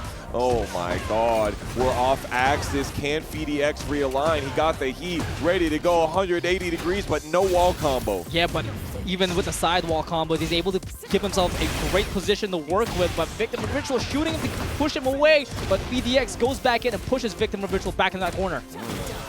Smash immediately after a wall standing 4. Do not go for that high. There it is. Finally quick on it. Another wall standing 4 punish. Both in the exact amount of life lead. 17 seconds remaining. And there it is. The hit confirmable. Check. Hook. Send it. And PhiDx able to add a little bit of insurance with that sidesway to able to evade that down jab. It gives him that round, equalizes it, and PhiDx on the offense now. Down back to counter hit. Victim has been showing that button a lot recently, showcasing how amazing it is for delayed option and homing. Running him down with the slide, not ducking the 3rd hit. Beautiful sidestep duck. 30 seconds to play as well. Both of them still have resources. Victim is the first one to activate it, and again, PhiDx goes for the sway to evade the jabs. Lateral movement so great for Victim right now. Got himself some life lead. B pushing forward, trying to neutralize, and back turn. Nothing you can do about that one. Victim running away with it. Yeah, on survival point now, able to quickly readjust themselves and able to find the marks. A lot of down jabs working out, but also not working out of Victim's flavor. But that's a counter that works out, giving PhiDx rage, but no great health to work with. While standing 3+4, the Kaizur cannon, it's called in the move list. That's old faithful if you ask me. It worked out 3 times already just in this set. And let's not forget where we are right now. This not even a top 8 match. This is to qualify for top 8. And just like what you said earlier, we're gonna get some game 3s, game 5s, over and over and over again. And Toad sends Joe Crush to losers 2-1. Oh, that boy. right there, folks. Tony is the first player to make it to winner's side top 8 for Tekken Never Sleeps 100. Damn. That is crazy because Joe Crush has not entered any of these qualifiers yet. So if he wants to be in the running, he needs to do really well this evening because a lot of the people that are already on the leaderboard are they're in top 8. This might potentially put Tony into the top 8 for the AyePsyKidd qualifier series as well. To be. It's a really good showing here. PhiDx as well. It's already on that leaderboard. You know he wants that. How fitting is it that we're going to get Phoenix Gate for PhiDx's game 3? It's cinema. It's cinema. Absolutely. Victim turning up the speed. PhiDx trying to keep up with it. Doing a great job. We're dancing. Make him force it, goes for the low and double it down after the slide. Victim of Ritual making PhiDx hold a lot of layers in that mix-up. Tries to go for it again. How dare you? Got to. 3 for 4? Or it's 3 for 4. Yeah, it's giving Atlas Hammer from Jack players round start, you know? He's doing a really good job with the hit and run, but now running Victim down back-to-back 4 interactions, immediate timing straight.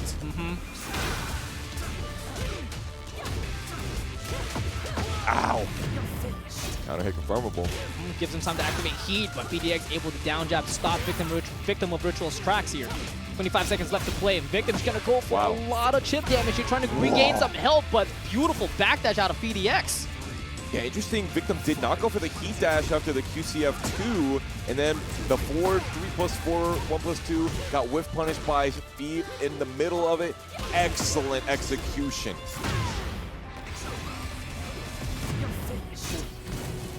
Again, Victim is using that heat burst to try to apply pressure, trying to steal the driver's seat back. But PhiDx is so good at denying it, just like that, from a low parry, from a low jab. Get the low parry and maximizes the wall carry as well. 72 damage out of a low parry. Off a low parry from a down jab, let's not forget. From a down jab. That's probably the highest damage low parry combo that I have seen in a really long time. Y'all, if you have seen higher, you let me know. Yeah, that's a Wall Splat Weekly moment right there. PhiDx trying to feel wild, trying to bait out the counter hit, but Victim Ritual not reaching. But the floor is lava, and PhiDx is on set point. Victim's trying to get some movement done, but it's really hard when you're going versus Steve. Historically, they say, hey, you don't step Steve. Good luck. Victim turning on the heat. This is your moment, because Phi's got all the resources. And just like that, Victim is extinguished in the 30-second mark, and PhiDx still has all the resources with a very convincing life lead. He's taking it as slow as he could, but as fast as he can at the same time. Oh, man. Now Phi turning it back on, not wanting to give Victim any opportunities to run things like wipe the floor. He is getting lots of sidestep 4 attempts right here, and just in time, Heat Smash comes through, and PhiDx now qualifying your second qualifier for winners side top 8. And this is exactly the training ground that the Tekken World Tour finalists choose to go to every single week. And we want to thank you all for vibing with us every single week and helping us in our match arena. We had over $54,000 throughout 100. Thank you all so much. But very pointedly, we have to give a very, very special thank you to one man in particular. That's AV1230.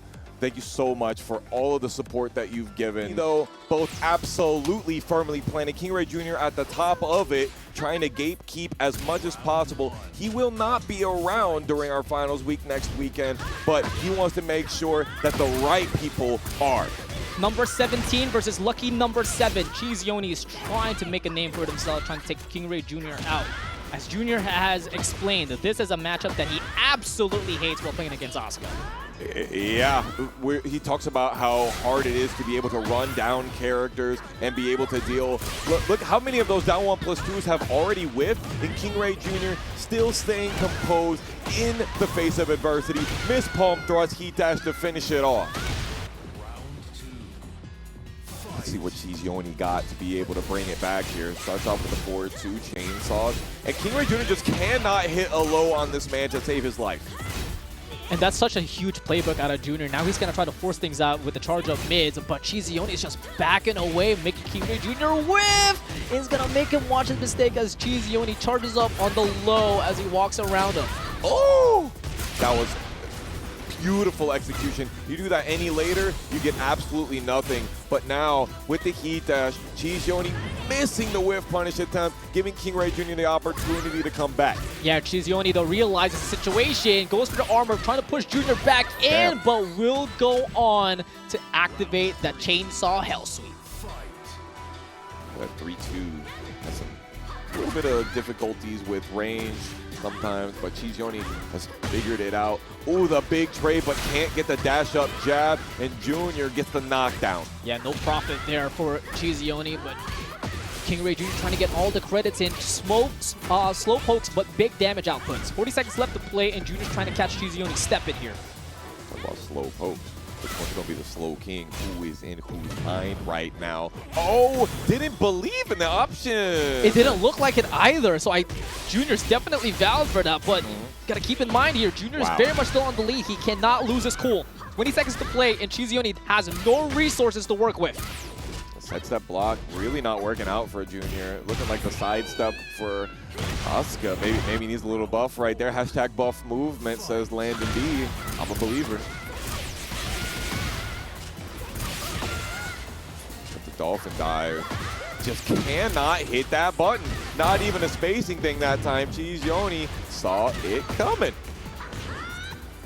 Down 1+2 is such a big pass, but there it is. KingReyJr. able to find an important launcher here, trying to equalize the health and knocks him down to get some unskilled damage. No, tries to reset it with the inner strength, and Cheeseyoni able to read it perfectly. He doesn't go forward. Oh my god. While running 1+2, how much damage you gonna do? He thought that he was gonna be able to get wall. Too greedy. That's so unfortunate. It's not gonna kill. Yes, it will. The most important one will do the most damage to secure it, and we got final round here for game 1. I think that last hit could do low wall slump damage. Very nice. Ah, the Swallow Vortex. Awful option. Falling rain. Some break throws, but others feel the pain. Falling rain. Oh, man. Weathering down the parade at the moment. Cheeseyoni trying to lessen the drought. Goes in with Pure on fire with that heat dash pressure and catches Junior ducking. Okay, stand on the floor. Second hit gets grounded for some reason. While standing 3 from there, how does that even happen? How was that a tornado flip? It didn't look anything like it. But regardless, Cheeseyoni realizing the situation, has a lot of gray health to recover, but not a lot of time. But an important hit out of the counter hit slide as Cheeseyoni goes with the 1-2, but doesn't finish it. Okay, throws taking off a lot of time. Will the down 1+2 happen here? Full couch down 4-3, way too far away. Yet again, another evidence of what KingReyJr. consistently tells us is that this matchup is awful for Asuka. Too early on the release as well. Give Cheeseyoni a little too much room to just have that charge up kick whiff. Shame. The charge up option there is absolutely insane because if I'm Cheeseyoni, I'm rocking the triple, quadruple backdashes in that situation too. I'm expecting KingReyJr. to run up, do down 1+2, and the spacing was everything. Here we are, making it even worse. It's the obscure pick. It's like a Juicy Game Night Monthly from 2023 to 2025. Yeah, Junior's really got to chase Cheeseyoni a lot in this matchup, and is working out pretty well here, taking about 50% on the round 1. Let's see how much he can extend, or will Cheeseyoni respond back? No! He hit the digital love string. That's nasty work. Doing it on stream as well. I see him try to rock it on Conmay last night, and it didn't work. But rocking it against KingReyJr. Jr., cinema. What an answer. What an answer. Able to call out the inner strength. Not the inner strength, the elbow. The exerciser. There it is. I couldn't think of the word. But Cheeseyoni is the player that's been walking out with a lot of heat engager. Oh my god, speaking of heat engager, he engaged himself with that whiff punish, and KingReyJr. asks a wish from the Tooth Fairy, and he will receive a lot of combo damage output. Trying to make sure that Cheeseyoni does not get to use the key. Beautiful walk. Oh, another one. The movement of this character cannot be underestimated for the value that it comes with. Look at all the great health as well Cheeseyoni can recover, especially with all the chip damage from Chainsaw. It's going to be no problem, but it's definitely no problem when Junior doesn't block and giving Cheeseyoni a 2-round advantage. The delayed timing on all of these options has really worked out, but we're going back to our roots. The Dragon Wheel kick, spitting that hot fire, and the Nani wa Gusto. He actually spent it right in the first frame before the down 4-2 hit him. Worst case scenario for Junior. Had the right idea with the back 3 keep out and threw it all away by going in.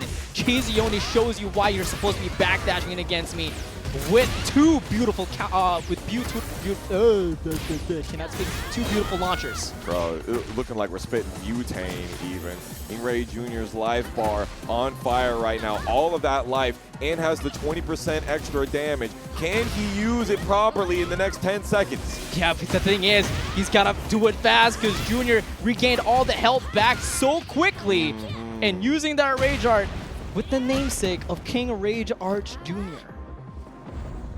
Gotta run what you're known for. The back threes, the wall standing threes. We've seen so many. We haven't seen down forward to Sabaki just yet, but I smell that sequence coming at some point. No Sabaki's period. Yeah. I mean, against Chainsaw Girl over here, I would say maybe not as much. Got the pick up. That's absolutely perfect for Cheeseyoni. What are we doing for the breakfast? A little bit of spiciness? No jalapenos in that one. Tip range as well on the slide, so he's able to get maximum punish output, but Junior a little too late on the wall standing 4. It is -10 because it is tip range. Damn. Tries to go for the can, but the Rocket Punch is able to get that low crush. Oh, does not finish the Swallow Vortex. Cheeseyoni still going with the back 3+4. No respect. And the Heartbeat Disabler. Cinematic finish. And Cheeseyoni, our final winner side top 8 qualifier alongside PhiDx, Tone, and Cuddlecore, who's getting to get Joe Crush. This is your last loser side on stream before we get to the winner side. And we're gonna end it off in a banger here. The Doctor versus the free agent, Shadow20Z. He'll always be the Liquid Legend to me. And he is the Lich King, sitting on the top of the Frosty Fausting's throne. Hopefully gonna have himself a comeback here as well. Hey, he did post on Twitter that he is attending Frosty Fausting to defend his title. But right now, he's gonna defend his health here against JJBreeze, putting down on Rage, getting caught with a low drop kick, and JJBreeze finishes it off with the down 3. Oh, immediately with the down forward 4-1. That button, the success rate that Shadow has is insane. Step the first one with the water crossing shot, and Shadow rocking with these God buttons out here. God break as well out of the Shining, and beautiful find by Shadow20Z with the double Shadow Claws. Converted to a Heat Dash, able to carry it all the way to the wall, but unable to get the kill until JJBreeze ducks on the second down forward 1, giving Shadow20Z his first round. That Anathema, it's so good. Dr.TheJakeMan trying to use that Muscle Buster. What are you ducking for? DDT numero uno. He's trying to find that counter hit shove, but fails, ultimately able to get that head smash in and to the low parry. Put himself a combo with Heat to work with, but drops it. Missed a wall standing 1 earlier, got a down jab. Shadow was ducking for it. JJBreeze still has life lead, 30 seconds in. The tides have turned and went under with the 1+2. Must be nice.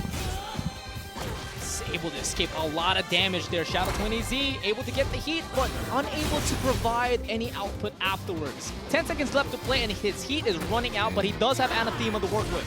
Sexy backward Jaguar step. Shadow20, yeah, still has the Anathema. If he uses it, though, gonna lose a lot of health. Loses some right there. And it was Shadow time, but Dr.TheJakeMan working on the other side of time. Trying to provide overtime at the moment, but Shadow20Z giving up those hours for damage. 4-4. Damn, that's a lot of Ducking. Double hook disaster, but misses the follow-up. Rare drop there by JJBreeze with the wall axis. Full flame heat smash. JJBreeze with his back to the wall. Luckily not getting sent through the glass. It has been cracked. JJBreeze tries to go for the sidestep forward 1. Nasty. Heat smash. Can we finish it? Running exploder. Obviously, I'm not going to press a button here. Immediate throw break. Shadow20 tries to go for the back 1+2, and JJBreeze not allowing any of it. So quick. So difficult to pick apart. We talk about Ty's 1-2-1 usage with Bryan, but nobody talks about JJBreeze's 1-2-1 usage with King, because he rarely uses 1-2-1, really likes to use 2-1 and double hook disaster. but great timing there by JJBreeze to use 1-2-1 to prevent Shadow20Z from moving to the right because he was in the corner next to that breakable glass. So he gives him a little bit more space and a little bit of insurance in case he extends his hurt box. Yeah, shout out to the Chenzo special. Would like to see that come out more from the King players. I know the throw only has one mix-up. It's not even a mix-up. Whatnot. We just like to see it. We're going to take him for a ride with the reverse DDT. Big timers, hit me with that. You know what I want. Shadow20Z knows what you want. You know we're going to go the distance on this one. Dr.TheJakeMan, the demon of NYC Tekken in SoCal. Getting caught by the overhead, and with Shadow20Z with the install on deck, almost escaped catastrophe with JJBreeze's wake-up counter hit launcher potential, but Shadow20Z able to avert the crisis. Damn, that's the old school right there. Run, run, run, run, run, and the full armor. Talking about armor, able to just absorb that, give themselves a heat engager into Muscle Buster. Yeah. I just had a brain for it. Busted wide open. You know, Zafina's legs are wide open right there. I totally understand you having yourself a little bit of consternation. Down forward 4-1 off of the sidestep. We doing that 10 frame punish. We getting that chop. Shadow20Z falls short. Why are you throwing me? Why are you calling me out like that? I'm just trying to see the constellation, just to see this acceptance by Shadow20Z, trying to get those jabs in. Slow pokes with the low, but immediately backs off. He sits pretty with the install, but JJBreeze says, no, not today. I'm going to close out the range, make myself dominant here in this match. I be forgetting those shoulders. Talk about dominance. It's tough between these two. These two have been never on the bottom of nothing. No brackets and nothing else. Shadow20Z whiffing here, still not getting killed for it though. He has heat as well to work with Anathema, so he has to find a way to use that install and then activate it again. But no, he's actually not going to use it. Give himself that position early. 15 seconds. Shadow's so good at not getting hit by the running mix. Back 3 in the middle. Shadow has rage, has heat, -7 on block. Can we keep it? I can't believe he didn't do a round. No, he still got it with the heat dash. The pixels, the absolute microseconds that it was for JJBreeze to not be able to come back. Man, I was screaming for Rage Art there, but I didn't even see Shadow's gray health. What a way to steal that round. My fault, Shadow. That's my fault. Always Shadow time, baby. He's a legend for a reason. Let it never be said. Oh, that sucks. Why does that? Why does that blow up the floor? You hate to see it. And JJBreeze just gonna take that for free. Extended damage with a heat burst low drop kick. Trying to apply more with the giant swing, but Shadow20Z on time to break. Great sidestep right off the first hit. Ooh, didn't get the counter hit from the double hook disaster. That DDT #2 trying to make him eat good tonight with the dynamic dinner time. 15 seconds left to play. One combo will do for JJBreeze, but Shadow20Z activates the heat first, catches JJBreeze off the air. He's going to convert this into a float combo and regain a lot of health back. Ooh, the reset? Okay. JJBreeze has so much great life, and Shadow whiffs the back 1+2. And for those of you that don't know, that back 1+2 takes 10 health away from Zafina, and that sealed it. Shadow20Z now on hit it or quit it point. If he had 1 extra second left, that would have been it. Yep. That would have been the saving grace for Shadow20Z, but we got set point versus survival point instead, and JJBreeze is going to try to close this out early. Uh-oh. JJBreeze running Shadow into this wall, but the composure, what did I say about that button? He don't miss. But he does break though.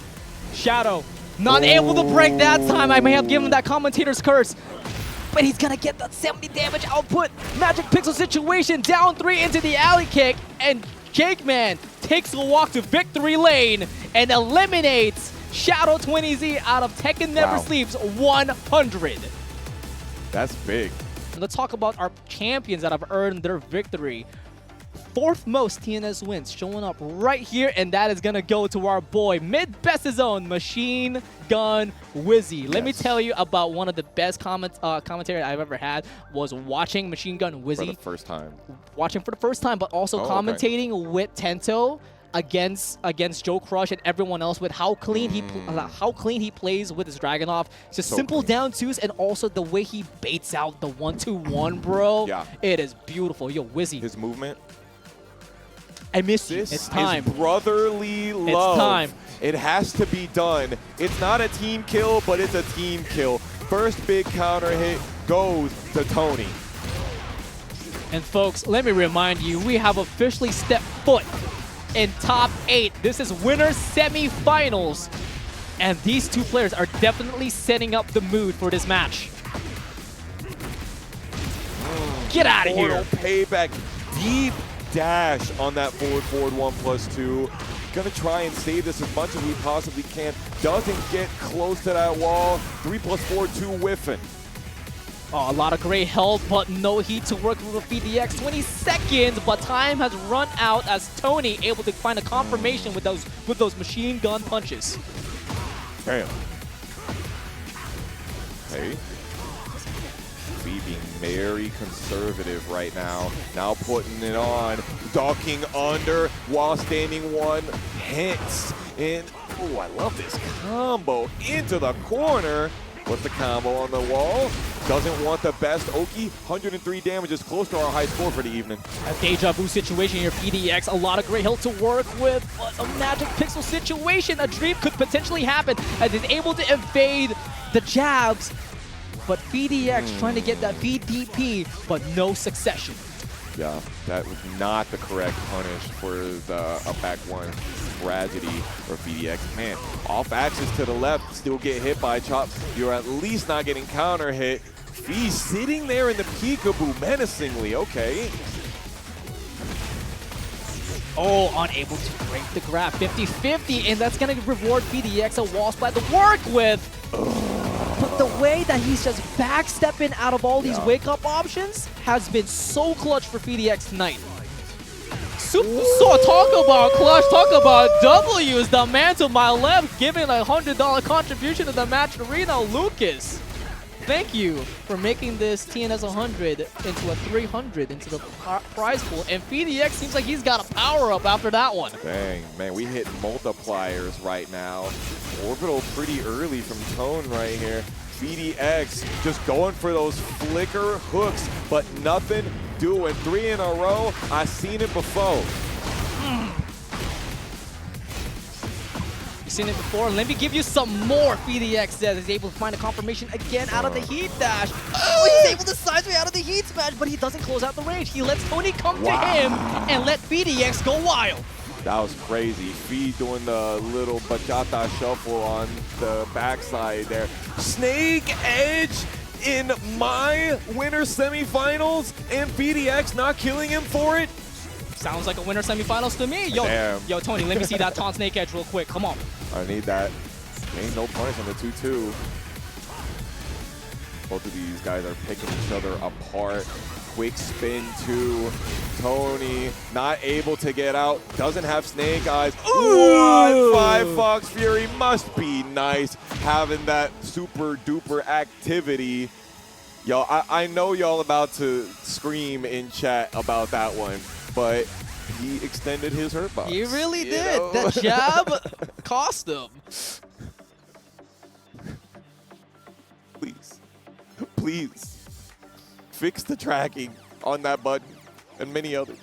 Season 3, I can't wait for it. I'm really expecting big things from the changes in Season 3, but got to keep ourselves locked down on the here and now. PhiDx came back real well, even though Tony had some really good reads consistently and some really good combos, great awareness. Phi had some great stuff himself, able to convert a lot of crazy scrambles and take them and turn them into W's. The cannonball straight counter hit for Tony. Almost gets the correct wall flat. 1-2-1, could have been 1-2-4. Oh my God, the chin buster.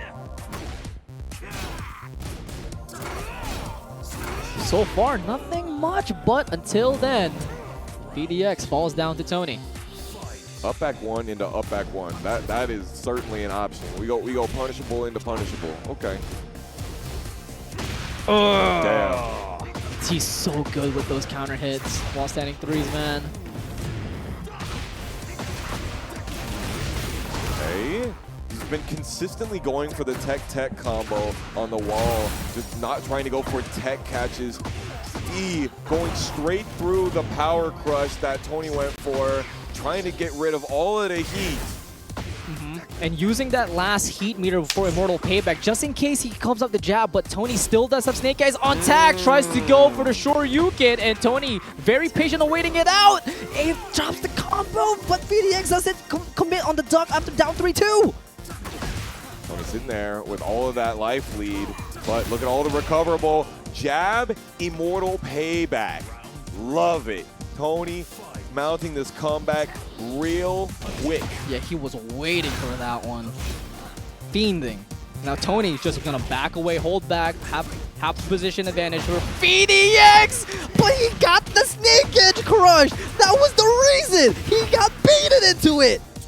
Oh man, he went through him. Now he has to deal with the map advantage being turned on its head. Can Tony do it again? No! Forget 2 taunt jet uppers, all right? 2 Snake Edges back to back. That one right there, I want all of y'all to let y'all people know about this one. We go into game 3. That's what I'm talking about. I asked for a taunt Snake Edge, not 2 raw Snake Edge. Bro! Yes. Yes, like this, Rip. Rip ya a new one. We got Ratchet and Clank style action out here. Rip it off a Band-Aid, he just did that. Damn. That's crazy. Damn, bro. Hey, yo, Twitch chat. If y'all are not clipping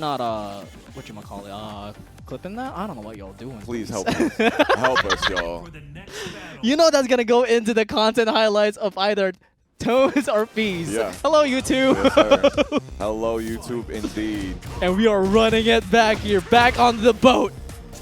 You know, PhiDx, he's been playing Hitman recently, you know, big stealth game, but he's looking more like a snake eater this evening right now. I don't know. He's definitely looks like a hitman because he's getting hit by a lot of things. He's definitely, yeah. Certainly turning that term on its head as well. Cannonball straight counter hit yet again, chaining it together, shifting himself into the driver's seat. A lot of great health, still have a little bit of meter, but it's gonna get extinguished. But PhiDx finds the time to activate the Heat Smash to get a little bit of great health back. Oh, number 2-1 with it, super active. Still, PhiDx stays tight. 2 Snake Edges, but still not filled with poison. But he does get caught by the cannonball out of nowhere. The way that Tone has been hitting those has been bullseye every time. That's at least number 4. Ooh, the Northern Cross, one of my favorite buttons. Such a great name. But Bryan easily in top 5 for best move name. Yeah, for sure. Top 3. Beautiful. Trying to didn't want go. that. No, he didn't. But the way that he's able to scout that out of a potential misinput sidestep duck might have rewarded him. But the whiff punish on that Heat Smash by Tony might give him some grace. Yo, the way that down forward 1 just makes you sit still, learning from Uncle Low High consistently. Full crouch down forward 2-1 for the punishment. He tried to go for another He snake really edge. did.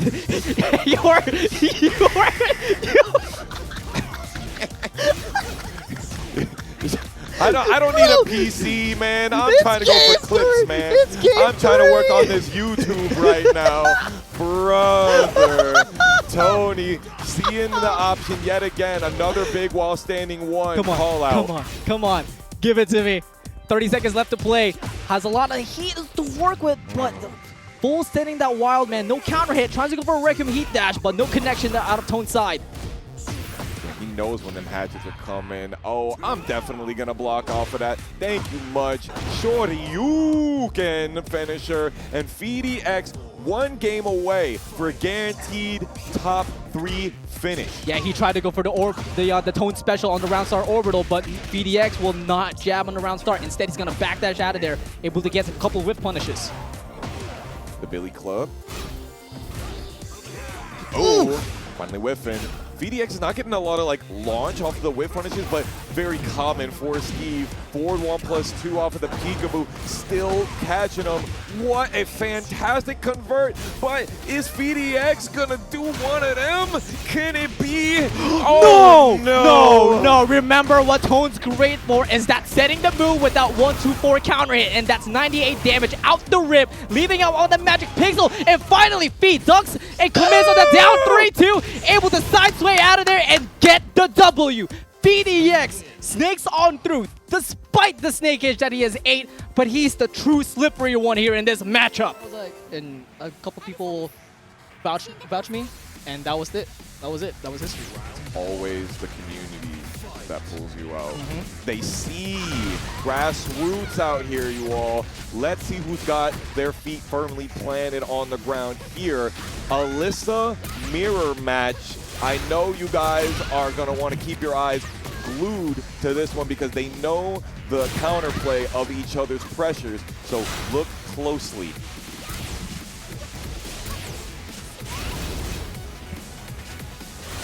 Damn. Ooh, that keep out though. And able to get the perfect wall splat as well on the float combo, giving themselves double backflip on the OTG. Yeah. Cheeseyoni did not hesitate whatsoever on that power crush option. There will be no charge ups for you. That'll stay nice and composed. Big counter on the down 4-1+2. Going to get a huge heat engager, but nicely done for Cheeseyoni to step out of the way and try to punish Cuddlecore as well, but not all of the strings connected. Yeah, Cuddle knows that it can be, the second hit can be ducked on those long range options. Very lucky for her that the spacing was proper. So talk about spacing being proper, just like that. Cuddle, single backdash and giving a complete space to Cheeseyoni. Unable to get the whip punish out of the slide, but that's what she was baiting for.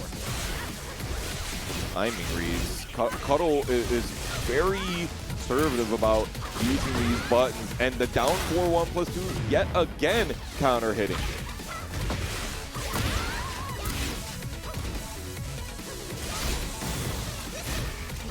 It's definitely the same temperature, and Cuddlecore wants the advantageous position, and she's gonna get that after the grab break, and able to get a full heat engager. Yep, the quick trim as it's known in the move list. Both of these players use it quite often for keep out, and Cuddlecore still rocking the down 4-1+2, not falling for the bait. 7 seconds remaining. Cheeseyoni going for the dolphin dive. Togeki, no sir, you ain't gonna get me. You're gonna try to sidestep with flight. I'm gonna sidestep with my magic 4. A beautiful read by Cuddlecore. We flipping. We slashing. Cuddlecore dressed for success. It's giving angels versus demons right now. Shout out to Once an Angel. Both of these people bracket demons many times over. Got a great wall splat. Ground. That was maximum damage that Cuddlecore wanted to receive. She played it as safe as she could, and she worked out as well. Now fighting out of the wall, but misses on the tornado flip, but will leave Cheeseyoni with Magic Pixel. Able to block the chainsaw sweep, but punishes with a -12. Okay. Was not beady, so didn't get the guarantee, but all of that extra pressure, the hello world, the button heard round the world when Season 2 dropped. Hello world, hello final round, and hello trade for Cheeseyoni, able to get profit out of that one, but unable to get the tornado flip. Fortuitous for Cuddlecore. He's not going to stop with that down 4-1+2. Extremely good button because he's such forces jailing if the first hit hits. Super equal game at the moment. Nice cancel out of Cuddle. Great power crush.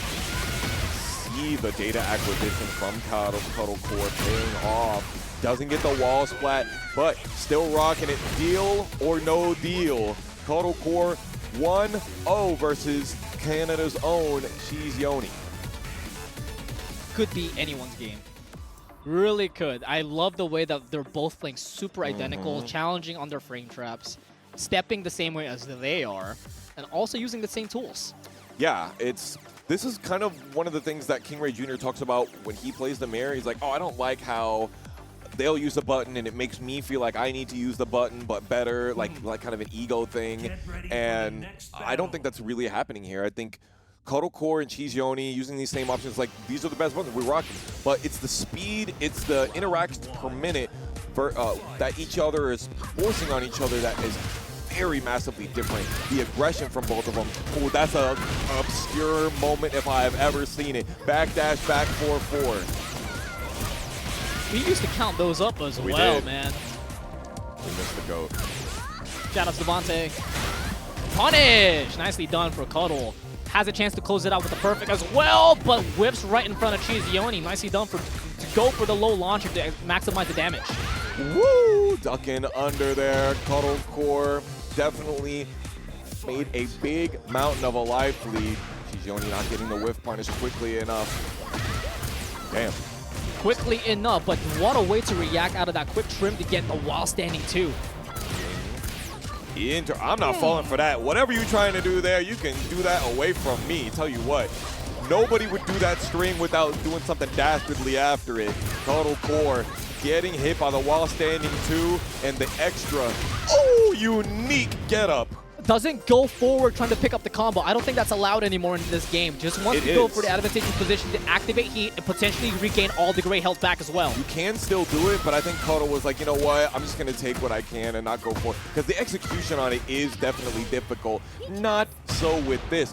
Full crouch while standing 1+2 does indeed guarantee a guaranteed follow-up afterwards. And if you have enough frames, yup, Rage Art. Shout outs to Chanel for posting that from Season 1 and still be able to use it. And Cuddlecore as well for really making that Rage Art shine. I feel like I've seen Cuddle do it specifically on this stage so many times. I have such insane amounts of deja vu, but you know, when you do as many TNSs as we do, some of them just run together. Oh man, count it up. It is the shadow of Obscure surrounding Cuddlecore right now with those beautiful single backdash back 4 counter hits. It's giving Goku in the background of the father-son Kamehamehas, you know? You can smell that spirit. Cheeseyoni, tough. Ooh. How did they sidestep duck? Still got the off axis so far that they got the guaranteed side combo, but not the Rage Art. Cuddlecore goes for the low chainsaw, and Cheeseyoni sees it coming, still in this set. Crisis averted, converted into a round W. Beautiful job there by Cheeseyoni to stay stable after that whiff Rage Art. Potentially bringing us a final round here if he's going to continue this momentum. And chainsaw hits you and draws you in. That's tough. Cheeseyoni tried to get Cuddle up against the wall. Didn't quite work, but still spends the heat. Oh, tries to go for the wake up hop kick, trying to go for a low. And you know what that sets us up? Set point versus survival point as Cheeseyoni is fighting their way out to go to game 3. And I love it. Yes, sir. Punish. Big whiff. Small punish. Big counter hit there for Cuddle, taking away a decent amount of gray health. It's going to matter here in final round. Still goes for the low. Same timing, but Cheeseyoni didn't believe. Different animation. She's locked in. 35. Convert that as well. No, unable to pick it up. 30 seconds to play. Cheeseyoni not a lot of gray health. Cuddlecore, very convincing life lead. Cheeseyoni's first one to activate Heat Burst. Seconds remain. Yeah, big life lead here, but you know, chainsaws will mix it up, but Cuddlecore uses the tracking option out of the destruction stance transition, and Cheeseyoni could not stand. That being said, we went through 5th most, 4th most, and now we got 3rd most wins on Tampa Never Sleeps, and we got the Dr.TheJakeMan with 5 TNS tournament wins. I don't know how this man does it, but every time he takes a break, he wins. Now, the last few times that Ty has made it into top, it is Bryan. Oh no, he we got the King versus Armor King. Hello? Ty, this is the reason why he's not streaming. He's gonna hear me. I was like, yeah, I'm not giving it that. Yo, everybody boo this guy. Oh, but we cheer for that counter hit, though. You can't hate this, man. The execution is palpable. We rocking the taunt, heat smash. Somehow both hits whiffing. Insane. Dr.TheJakeMan says this is how you make a heat smash connect. Yeah, you know what, guys? You're right. You're right. This is a true heel move. You're right. You're right. My fault, Ty. You're not giving the people what they want. Dr.TheJakeMan, though, giving Ribs exactly the punishment they need. He wasn't ready for the shining. Tried to go for a mix. No counter. No confirm on the down forward ones. JakeMan trying to lock him down. Ty knows how to move so well, leaving no room for baby Jesus in that dance. Would 1-2-1 extend through left? It would. It would. But it's all the fuzzy math, you know what I'm saying? That's insane. Remember the 1+2-2. Uh-oh. You're in the corner. Oh, and he's out of it.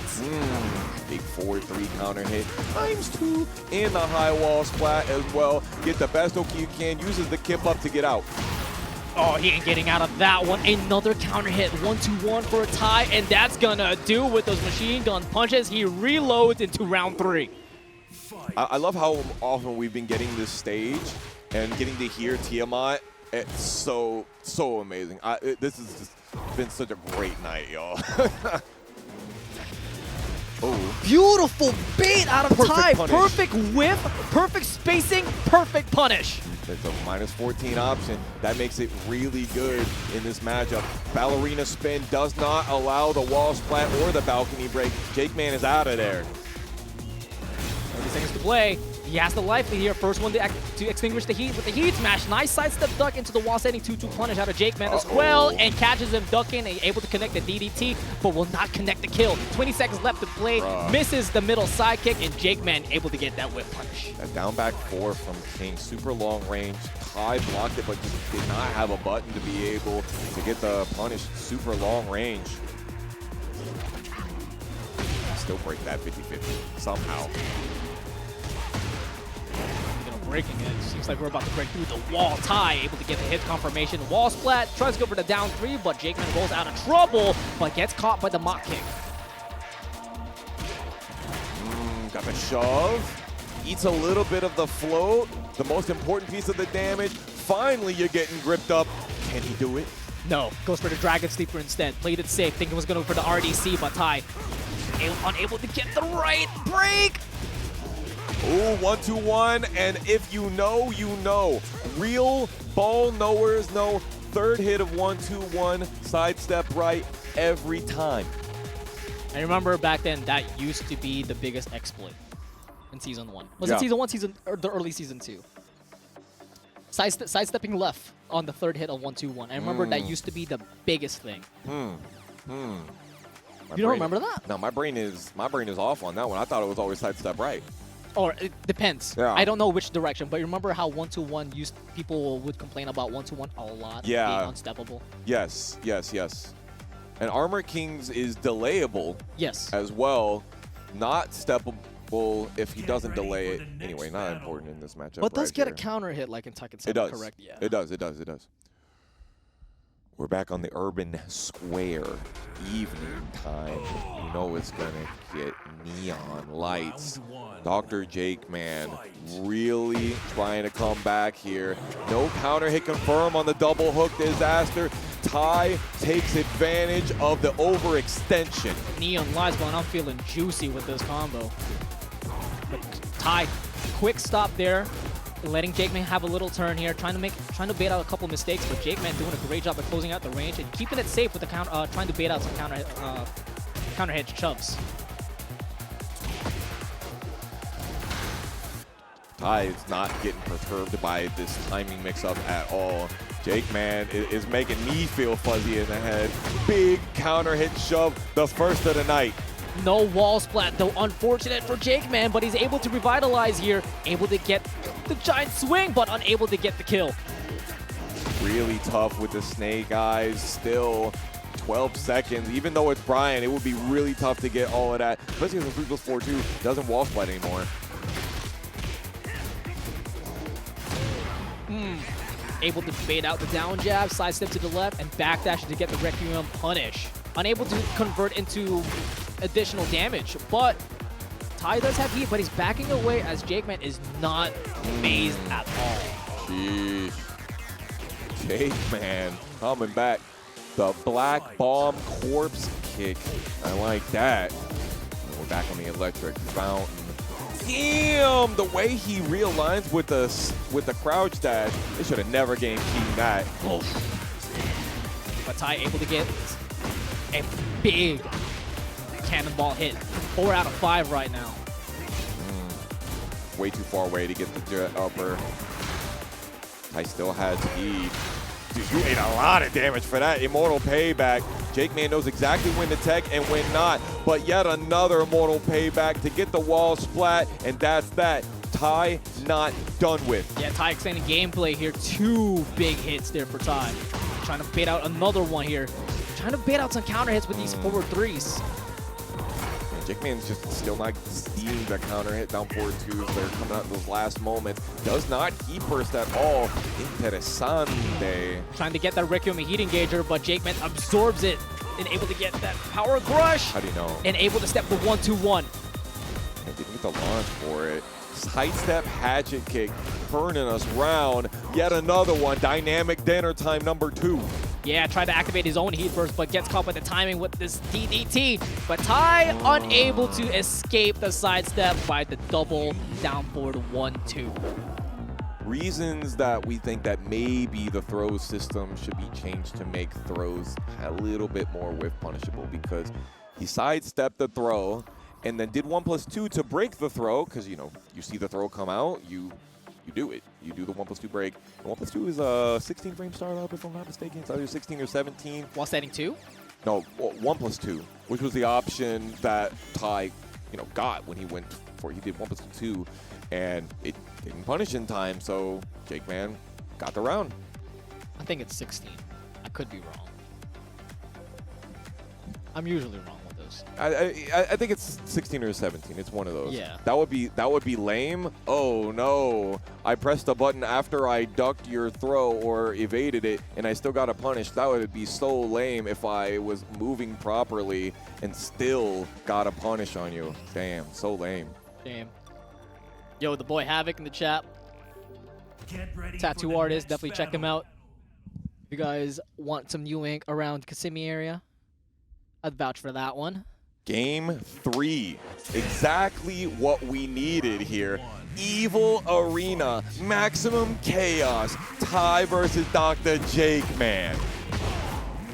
That's one way to settle game 3. Oh my god, he's still able to get the confirmation out of the tackle. That made me feel a certain kind of way. I don't know if I've ever made that sound before. Dr.TheJakeMan getting killed over here. 102 damage, not yet our high score. 2 away. Uh-oh. Oh no, he's gonna twist him like a pretzel. Makes him quiet with the STF. And leaves him with 1 interaction left with 20 seconds to play. But JJBreeze's gonna close it out with a single alley. A lot of times back in the day, the Art of Throw told us that alley kick was guaranteed after throws. Not sure if that's guaranteed after the STF. Solnasciente will have to tell us how viable it is in the chat. Cannonball straight, still working out super well for Ty.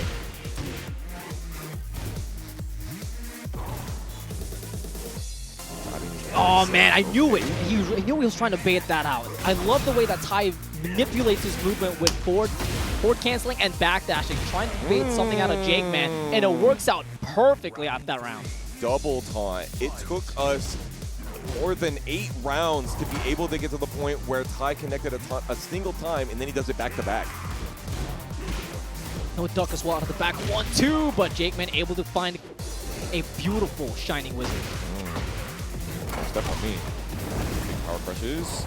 JJBreeze continuously using the muscle buster, or the muscle armor. Sidestep duck works out for him. Extra side dash. Ooh, he's greedy, and I love him for it. Yeah, he wanted that maximum damage. 3-2-2 into the dash, but he's going to close out the range again with the Weibo and catches Tai, unable to break that giant swing, but challenges out of with the 1-2. That could have been catastrophic out of JJBreeze's side if that connected. Yeah. Round start. Is that Tai or is it Tone? The world may never know. Oh, that was a crazy trade on the kip up. JJBreeze gonna get a lot of health back for this from the Ooh. It goes for the mid option and Tai gets caught. But the combo does get dropped and Tai goes back in initiative. Neo Incinerator doesn't finish. JJBreeze, of course, going for the giant swing. We're back to Nooch. Both basically exactly the same health, but JJBreeze mixing that up and finishing him off. Question mark. Oh, super kick into the leg drop. 15 seconds, and he goes for the mid. Forward 2 is gonna seal the deal, and JJBreeze takes it over. Tai 2-1. Showing all of our TNS wins. 28 of them have been won by Jack. I wonder who. Wonder who that could be. 19 by Asuka. I wonder who that is. And then there's a lot of Shadow 20Z disseminated in there. Alrighty, folks. After all the percentage, we might see more out of these characters. Winners final. PhiDx versus Cuddlecore. First to 3 territory. And by the way, in the background here, Joe Crush has taken it 2-0 over Cheeseyoni, and we will be seeing him in the next set of losers semifinal.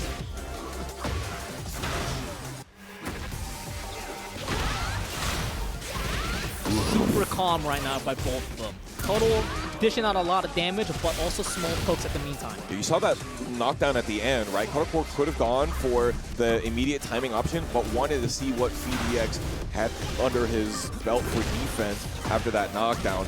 Holy, with the extended duck forward too.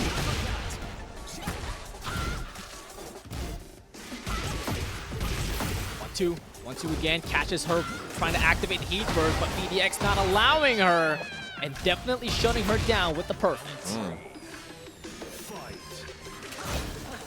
Over here.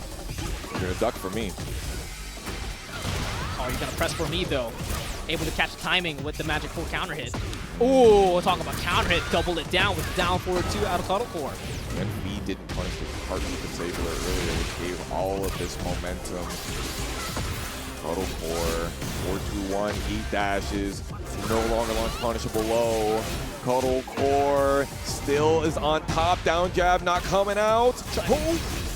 Trying to get the shoe shine, but we'll go for the sweep instead. But PhiDx answers back immediately with a wall-sitting 1-2. Tries to go for the grab, but Cuddle able to react into it. I'm not able to get the punish, but he's able to react on that dirty boxing and punishes that time. Yet another situation where the throws are whiffing so quickly. Oh, tried to go for the snake charmer, but nothing doing. Cuddlecore reached in and luckily did not get bitten. It was a punish, but no launch. Maybe because it's considered as crouching?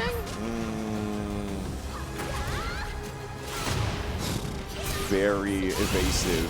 Cuddlecore not being evasive at all here. Getting heated up by this heat smash. Floor getting broken by PhiDx. You ran into me with all that heat. It's only right for me to do the same. That's going to be a lot of damage here for PhiDx. He has the lead until it's gone. Cuddlecore wakes up with violence with that hop kick. Sends PhiDx down to the desert. Takes away a decent amount of gray health. And just health in general. Goes for the flight mix. Thinking he was going to wake up Crescent. But we got 5 seconds left to play, and PhiDx has to do something, but unable to complete it. Cuddlecore finishes off with back 1 to get 1 round of the match. It's the back dashes, y'all. It's the movement.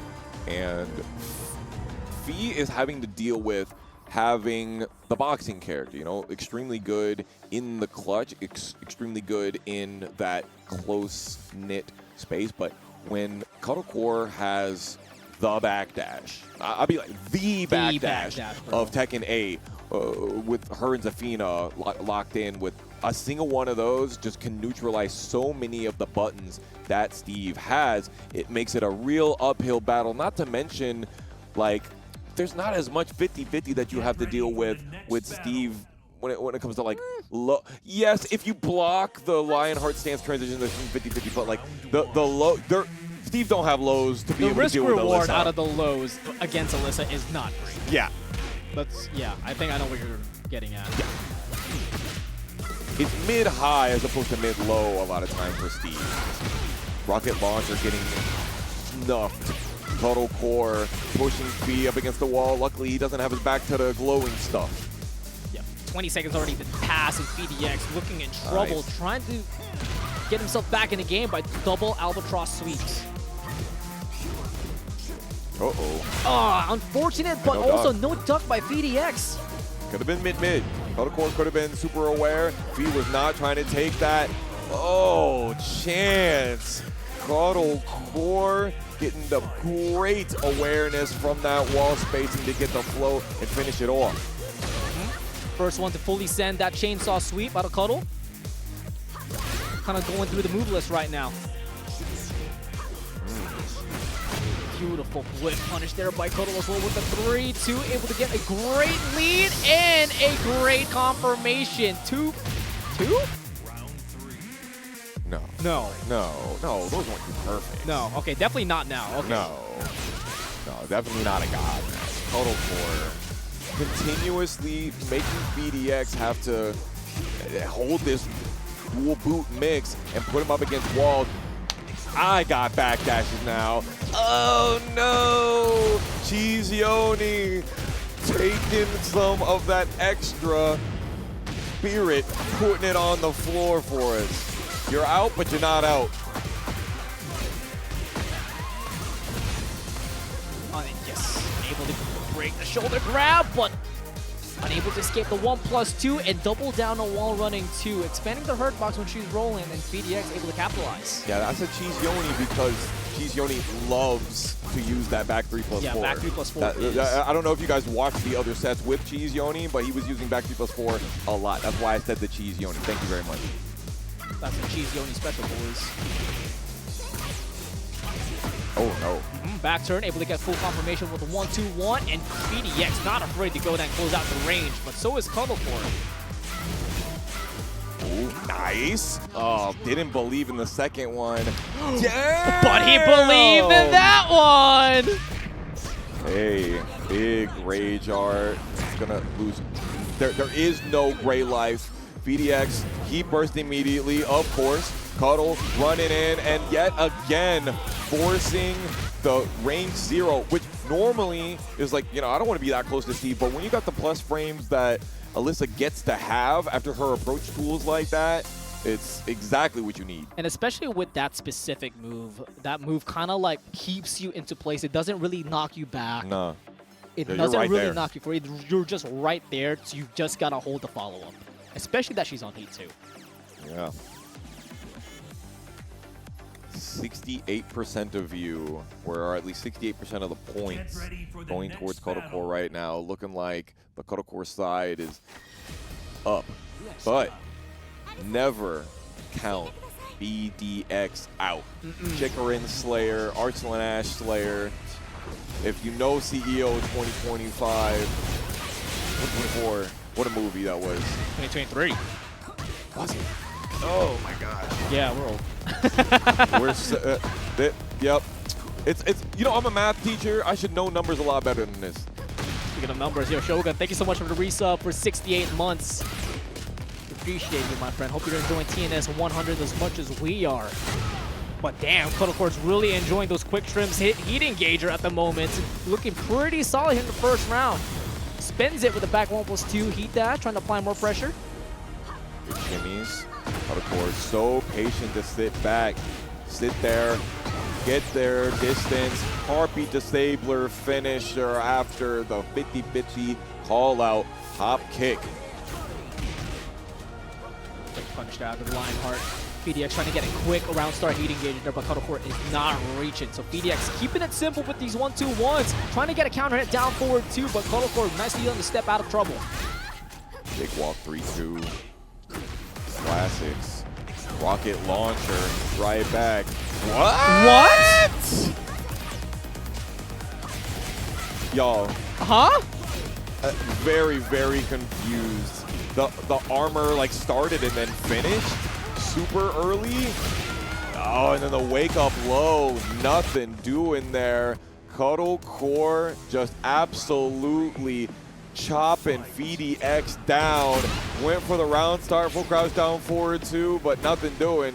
Yeah, trying to get a quick shift in momentum there with a huge round start gamble, but it's not going to work out here. Let's see how it's going to stabilize here. Able to get the side wall splat, realign the combo with this floor explosion, gets a tornado, and gets the wall carry as well. This is pretty damn good. No, not the 2-1 whiffing. Too far away. That's a tough one. Cuddle doing so good at using the armor. The evasive dual boot. Running 2 catches from the backside. PhiDx trying to not backslide. Trying to stay in here in winners.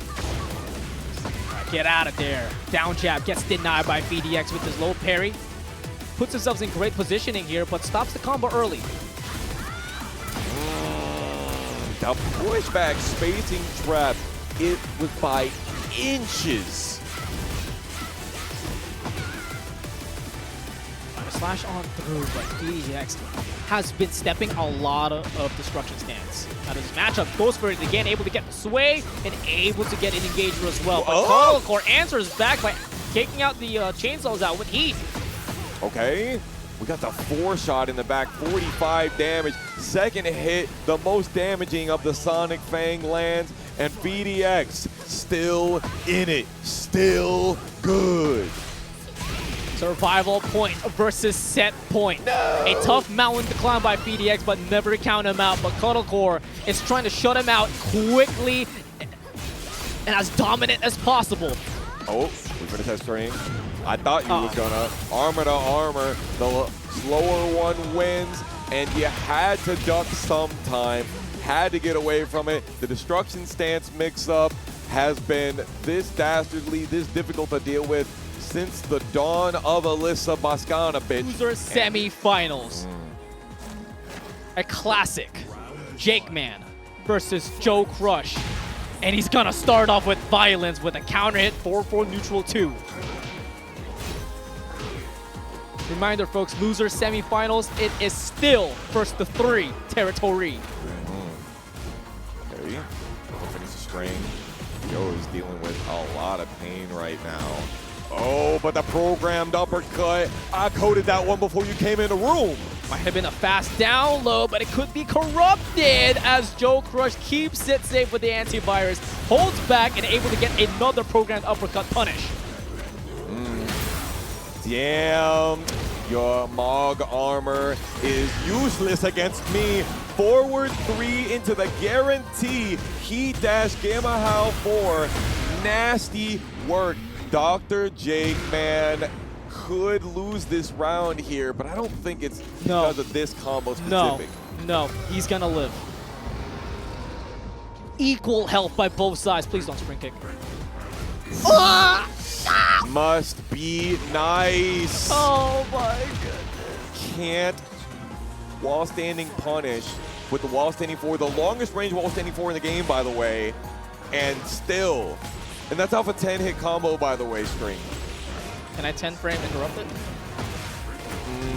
No, no. And it's a mix-up, too. Oh, unfortunately. Yeah. Oh, look at that. Single backdash punish, back 1-2. Could have been better, could have been a forward 2-1 heat engager, but he's going to get engaged here with the muscle armor bone smash, and then into the follow-up with the double hook disaster.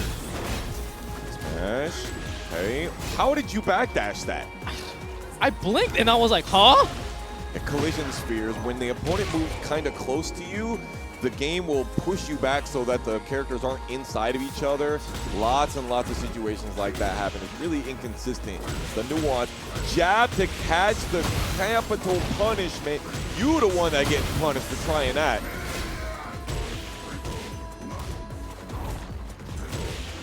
Slow pokings there by Joe.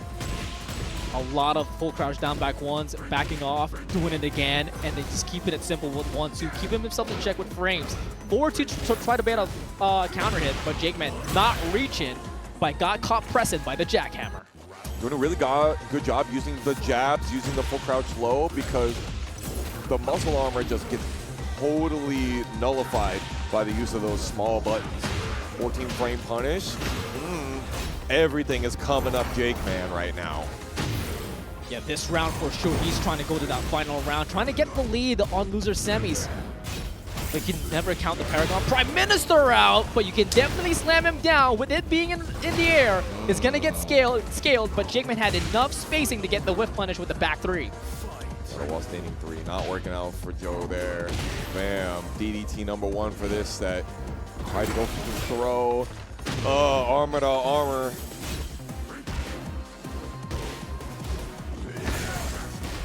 JJBreeze though is back end as Joe's just chipping him down, pressuring him. Nice activation out of the Heat Burst, denying the counter hit shove. But with nice armor activation as well by JJBreeze. One more time. And catches him ducking. No, misses out. Tries to go for the giant swing, but Joe fast enough to break it. But thought maybe sidestep 2 was coming there. Ooh, flashy. Yeah, flashy. Too fast on the Rage-Arch trigger by Joe Crush. Unfortunately, nicely done for JJBreeze. I feel like it's tough when you're on an infinite stage and you're dancing and your opponent has this big life lead. And it's Dr.TheJakeMan. Loves to use movement at close range to be able to mix up his timing and fluster his opponents. So that was a hard read from Joe. Not a lot that you get to see Joe use kind of like that Rage Art out of nowhere. Kind of like it's just like, hey, I'm gonna jab. Usually Joe likes to set tempo by jabbing or doing a move and then Rage Art. Yeah, I feel like, but okay. not to the point of defending Rage Art. Yeah, I feel like it really depends on the player he's playing against. You know, like the he goes hard on the call out. You know, the down 1+2, down 4-2 out of nowhere, really getting into your head. Ooh, why are you trying to step over there? Go back. Uh-oh. That's a counter hit shove, but no wall splat after the 4-2-1. That's tragic, man. But he's able to Jaguar step above the Gamma Stomp. That's cool. 30 seconds to play, another one, but this time he's able to get the wall splat. Damn, he got an even higher wall splat the second time. Sidewall is not saving Joe Crush's life right now. Another one. Double. Give me one more! With a side wall splat, this time to give himself a coast-to-coast combo with another wall splat, trying to get another one. But JJBreeze got a little too greedy. Goes for the heat smash to just maximize and put the capitalization on the end! God. Not in 1,000 years would I have assumed an Atlas Hammer would come out at that spacing, at that angle. Joe still got surprises for us here. That's how you mock properly, but damn, JJBreeze not phased at all, trying to go for the muscle buster, trying to get that floor break combo. But nicely done for Joe to realize it, but speaking of floor breaks, we going down. Right on the edge of the polygon. Looking like he's a square for getting hit by it. E-burst. God, that's so much extra unscaled damage. Moves on forward, but JJBreeze activating the heat smash and close enough to activate the floor burst. This is going to give JJBreeze a full-on combo and the round. 1 point short of our high score for this evening, which was 107, I believe, also from Dr.TheJakeMan. But pretty damn close. I can't believe that. I can't believe he got the floor burst. He's about to get another one. He's going for the hat trick, y'all. He wants every single one of those lights put out, including the one in Joe. No, not that cancel. He was too far away. But I feel like that would have hit, though. I feel agree. like that would have bounded. It would have reached over 104. I agree. Joe taking it with a throw of his own. Run up. JJBreeze again with the counter hit shove. That's number 4. But doesn't go for the heat dash. The scaling is super bad. Range 0 capital punishment is absolutely a choice, Mr. JJBreeze. That's twice now he tried to use it and failed. 10 seconds left to play. JJBreeze has a lot of great health to recover, but Joe is putting that stop sign of a forward 2, stopping him in his tracks and denying him his comeback potential. Now we react to that. Bro, do you remember when Full Crash Down Forward 1 had a like sped up animation in the Armor King trailer, and then it never came to the patch? I'm super glad that they changed that. Nice swing. I still can't believe it's -12. Just low parry it.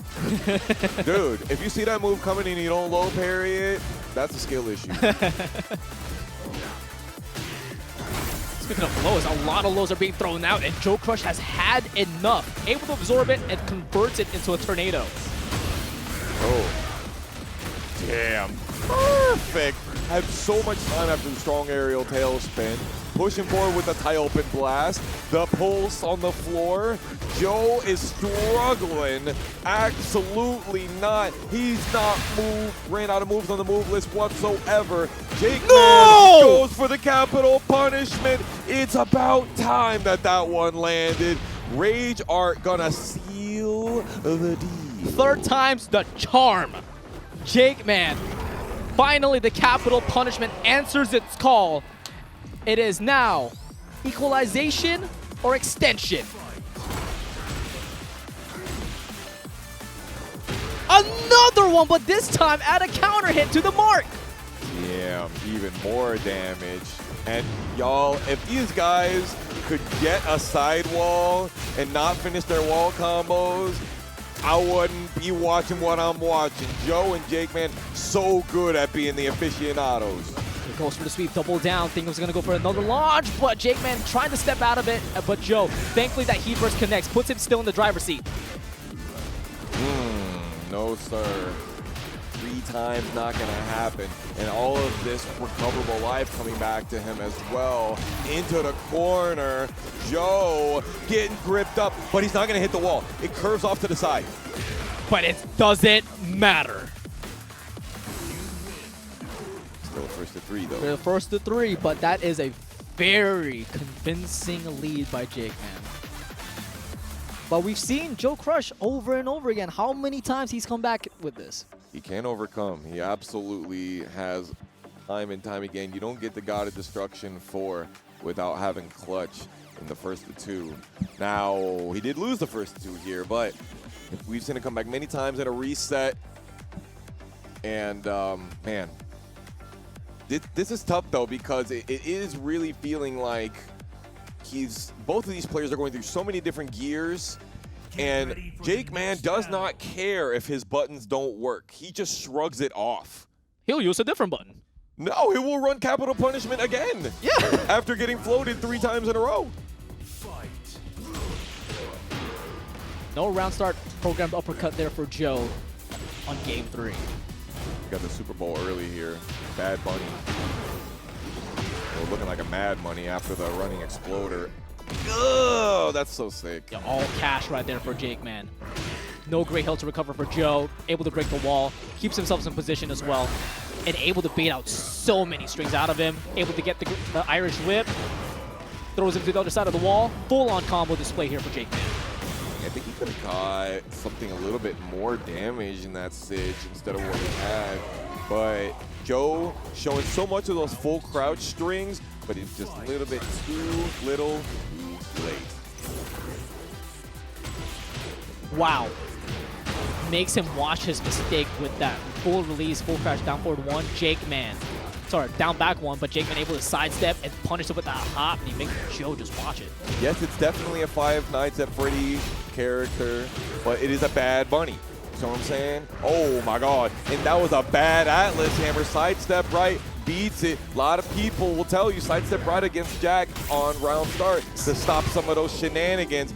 Dr.TheJakeMan is looking surgical. He's cutting Joe to pieces right now. Absorbs everything. Converts it into a heat engager. And beautiful bait out of the plasma armor as well.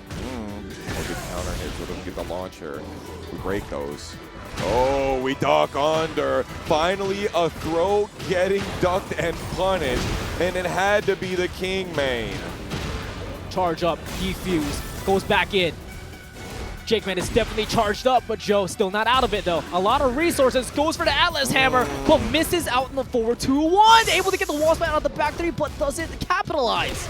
Ooh, that was crazy. He went for the 10 hit. The next hit in that is the alley kicks. Streets talking about shout out to Right Winnie Z. up. It's time for it. Alongside with KingReyJr with 19 TNS tournament wins. I'm in. I'm invested. As I'm invested in losers final. Top 3, baby. And JakeMan starting off hot here with a heat engager immediately. The winner with Shaheen, by the way, was Rhythm. Rhythm. Steel Crush's brother, Rhythm.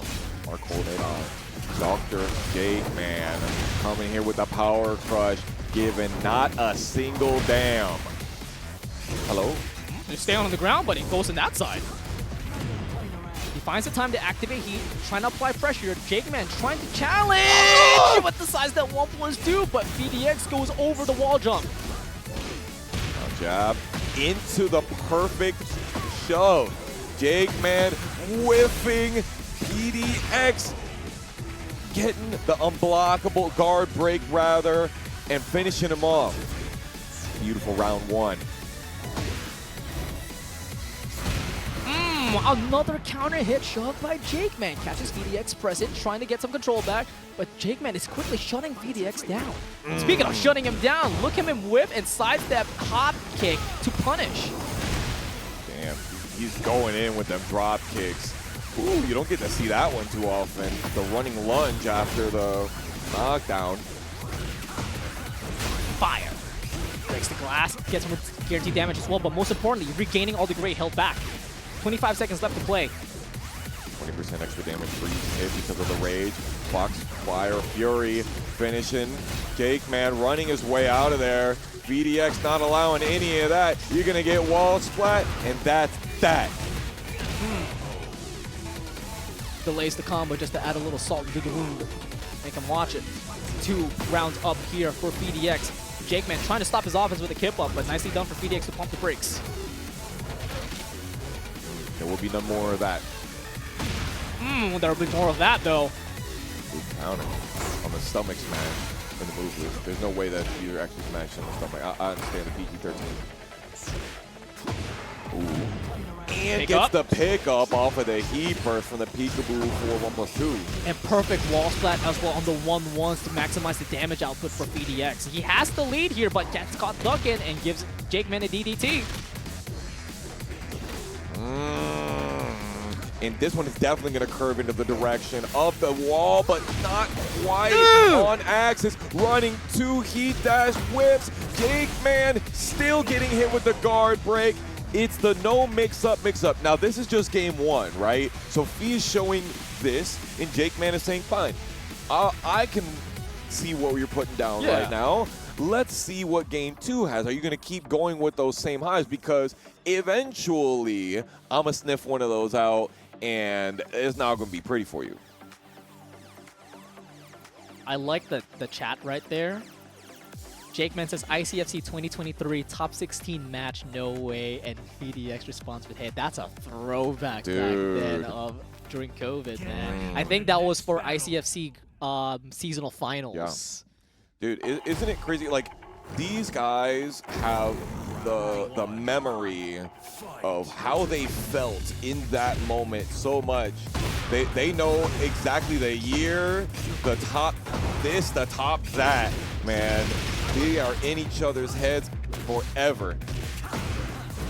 Fire again. JakeMan being smothered by all of these power crushes, and Tony's just counting them up. How many we got? 4? We got 4 so far.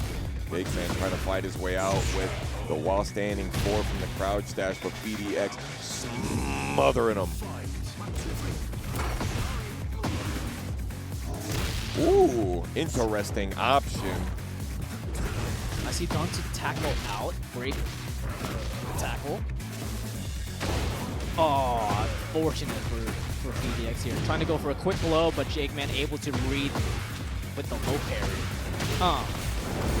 He's so good at catching the space from here. Finally doesn't do the drop kick. He's getting up properly. Forward 1 into the corporate elbow. We doing business out here.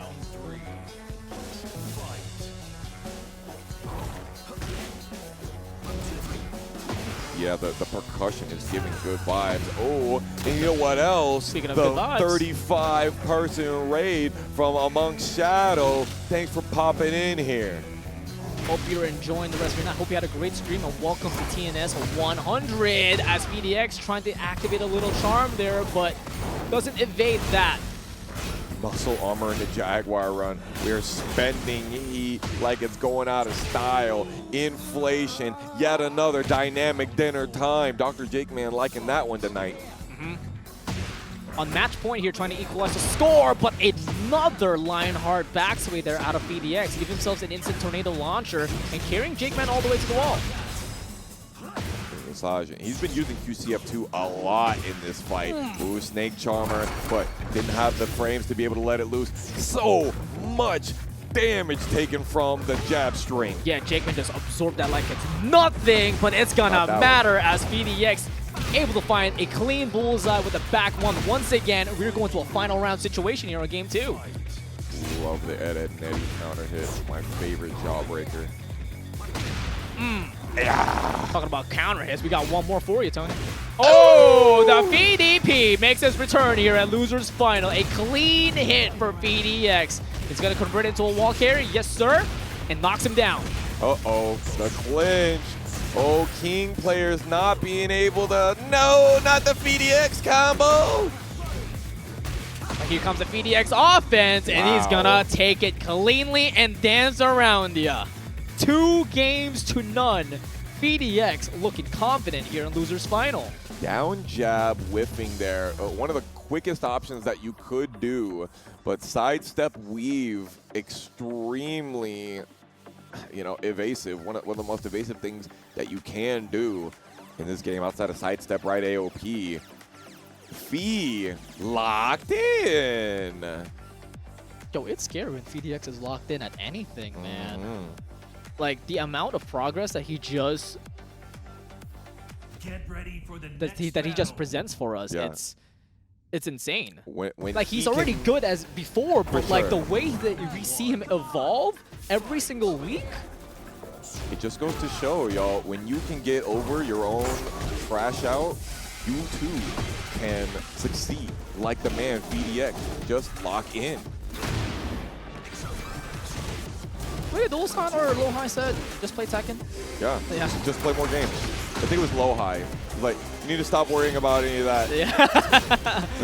Stop worrying about work. Play more games. Don't worry about girlfriend. Play more games. Oh! Oh no! Insane conversion there by PhiDx. I didn't believe that was flat, but PhiDx made it work. Yeah, the heat dash saved it. Ooh, there it is. Finally letting the double hook disaster rip. Haven't been seeing much of that in this set. Oh, and doesn't break the floor. Yeah, he keeps it safe for himself. He exchanged the damage output for a layer. Great sidestep on the heat burst. I'll take 62 damage off of the sidewall. There was no way a wall combo was going to get me that. Ooh, but he's able to sideway the heat smash, and PhiDx right back into the attack. 25 seconds left to play. PhiDx does have the life lead and able to confirm the was-ending 1-2. Tries to get the whip punish of the Sonic Bang, and PhiDx baits out the Rage Art, but JJBreeze will not reel in. He did not need to do all that, but PhiDx has definitely been putting foot to neck, belt to ass, and Dr.TheJakeMan definitely could use a little bit of a breather and some of that ego boost from the Rage Art. I was like, this is what you should have been doing. Oh, he definitely should be doing this. He's going to make this to a full-on combo. We got that. Standing for the big stuff. Maximum damage potential here by JJBreeze. Nicely done, taking 50% immediately out of PhiDx, but he goes for the heat burst off activation, trying to get some health back also, but he's getting chipped down and suffocated by JJBreeze. Gets caught by the chain grab and goes back into the SDF. Stay quiet. Pity. Just got some Black Bomb coming here. No. He says it's my turn to get interaction to interaction. JJBreeze no longer down jabbing to let PhiDx get away with any of that. Finishing with the running exploder. It ain't over yet, folks. He really wanted the jab. PhiDx unable to get that. So JakeMan on survival point now with one floor break to work with as well. He's got to be really careful here. Goes for the big boot armor. Double hook disaster, no confirmation, no duck either by PhiDx. I mean, JakeMan hasn't been showing that he'll just let the second hit rip quite as often as he usually does, but now doing it quite often here and getting the duck under. JakeMan using that heat smash, try to go for the down back two, but nothing.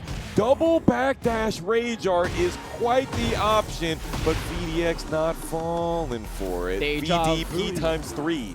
Deja vu again with these ReyJrs. So right back at you, PhiDx. Set point versus survival point. Can PhiDx close this out with 3 games to none? Here comes the offense. PhiDx is trying to set the tempo here, trying to follow up into the next game. He wants to be as confident as possible. Range 0 as he could, but JakeMan makes PhiDx pay the price with that counter hit shove. Nicely done to break out of the muscle buster as well. Not want those throws getting on you. How about you go through the glass? Maybe later. Two throw doesn't do that apparently. Heat smash. JakeMan has to deal with the Lionheart mid.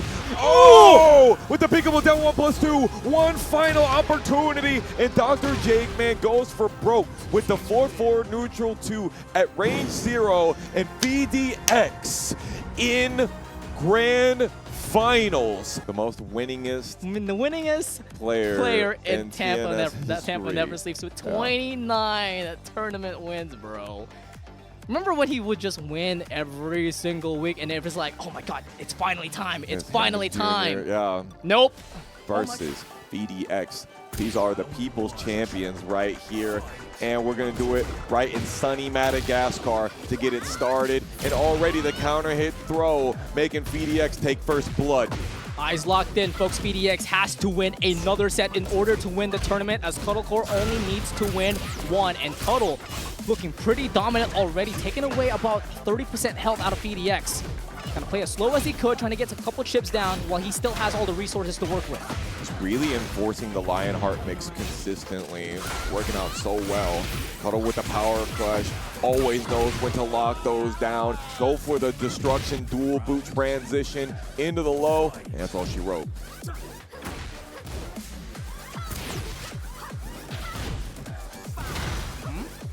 No punish out of the Sonic Fang. Out of Cuddle, but feeling a little wild. Tried to reach in through, but PhiDx delays the string and able to reward themselves a combo. Nice. Doesn't go for the heat dash. Oh, yeah. Another time where heat burst is what Cuddlecore chooses to go for instead of the deep dash run.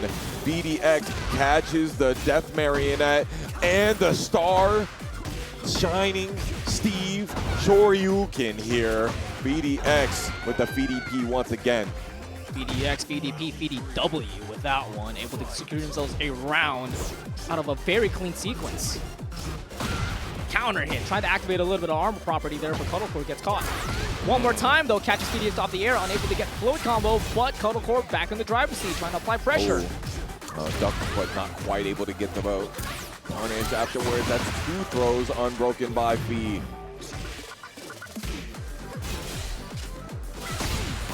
Trying to sway out of there, but the quick trim catches ya.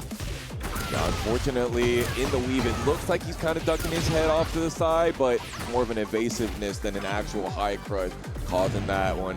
PhiDx trying to use the heat burst. Doesn't get the float there, but it was weird that he got anything in the first place.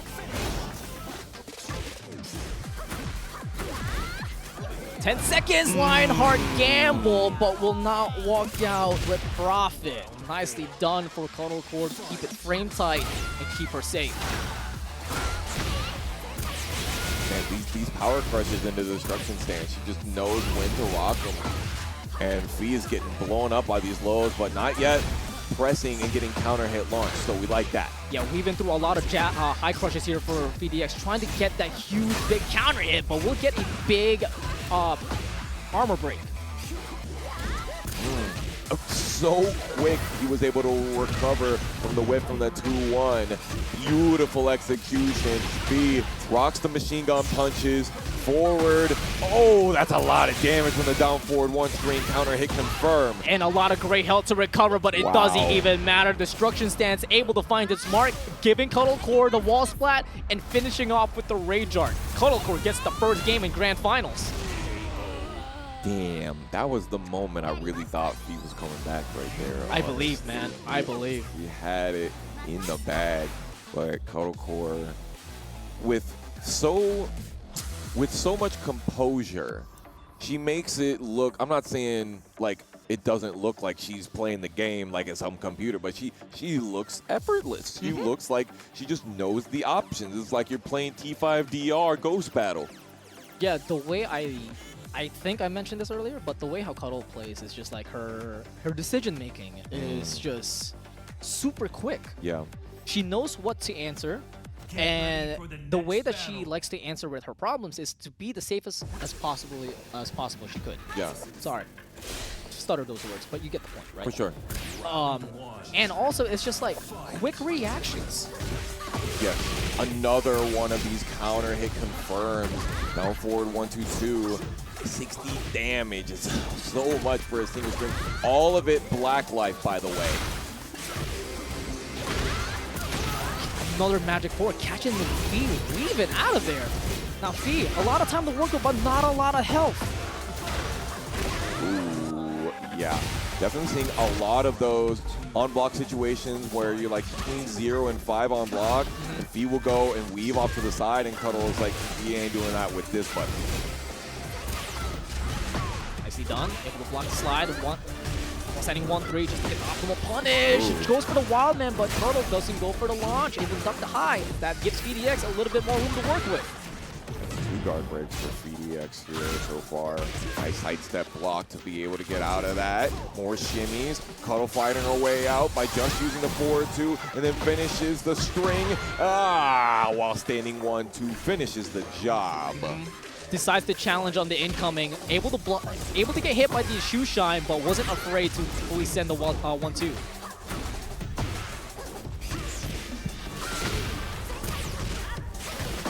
Another one, challenges it again, and Cuddle challenges right back with the armor. No dolphin dive, up to Disabler, great side roll to the left. Both of them still have heat, a lot of time to work with. PhiDx has the advantage. He tries to go for dirty boxing and the weave to get the counter hit, but no potential trade by both sides. But PhiDx does have room to activate the heat first, but that gives Cuddlecore the room to activate the Rage Art. The feed down jab, unfortunate. So many times so far, we've seen Fee with the wall advantage, and Cuddlecore turns it right back around. Floor is purple. Let's see who's going to take advantage of it.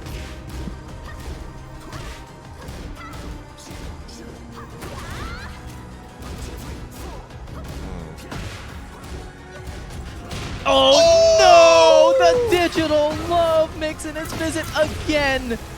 Pricking the floor, extending the combo, and gives time for Cuddlecore to activate that heat burst. Insane. Down. Oh, you're gonna get picked up. Forward 4-2 to go down. No, the running, extra damage. Fee has way more heat than Cuddle, trying to stay on top of her because you do not want her to have the opportunity to run the electric screwdriver. Oh, able to weave out of the chainsaw sweep, but doesn't fully send. 10 seconds to play. PhiDx does have the life lead, but Cuddle, beautiful patience, runs up, able to get the back turn, but the combo does get dropped. But PhiDx answers back while standing 1-2, but doesn't get a connection, and that gives Cuddlecore the chance to extend the lead from 1-2, and PhiDx has a big-ass mountain to climb. Y'all, you have never chased down a heat smash like that in your entire life. Nobody in this chat has been as patient as Cuddlecore was in that moment. That was absolutely crazy. And still, the game cheated her out of the entire combo, and she still came away with it after the scramble. That was a clean launcher from back turn. Yeah. And if it was anyone else that played Alisa, we wouldn't have done that. We would have done Rocket Punch. We would have knocked him down. That was optimal by Cuddle, and that's going to give her a lot of chances to close this out. 2-0, and PhiDx, it is a demand for him to close this out in order to stay alive. Almost got the high wall splat. He, once again, sidestep weaving out of danger.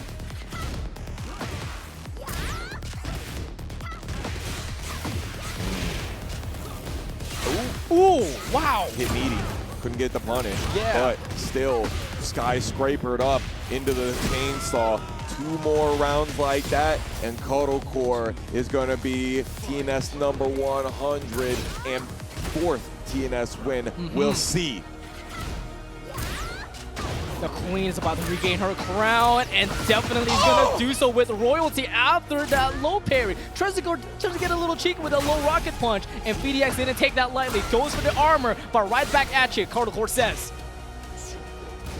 Whipping options and making him want to press on it. Got the heat again. Almost got the full punish with the 4-2-1. Yes, sir. The PDP coming out yet again. Ain't no invincibility frames, but might as well be. He's got the activation for the heat burst extended, but drops it and goes for the clinch and able to get the right mix-up. No! You saw him commit on the duck, and that's gonna cost you. Cuddlecore puts on the show and needs 1 more round to be your TNS 100 winner. The Cuddlecore Classic. It had to be done at least once in the set. Will PhiDx be the content creator that we know him to be? Top 1. Oh my god. 45 damage. Cuddle chooses not to go for the heat engager until later. Already 50% gone. And the floor burst. It's looking bleak. Tries to go for the uppercut 2 times in a row, and it cost him, and PhiDx limping right now with 40 seconds left to play. A lot of resources, but the Cuddlecore immediately applying pressure with that heat dash, able to get the connection with the rocket punch and closes it with the back one. The back one, we move on forward because Cuddlecore, the Queen, is your TNS number 100 winner and is the winner for the 3rd week for the AyePsyKidd Tournament Series. Congratulations, Queen. You have gained your crown back.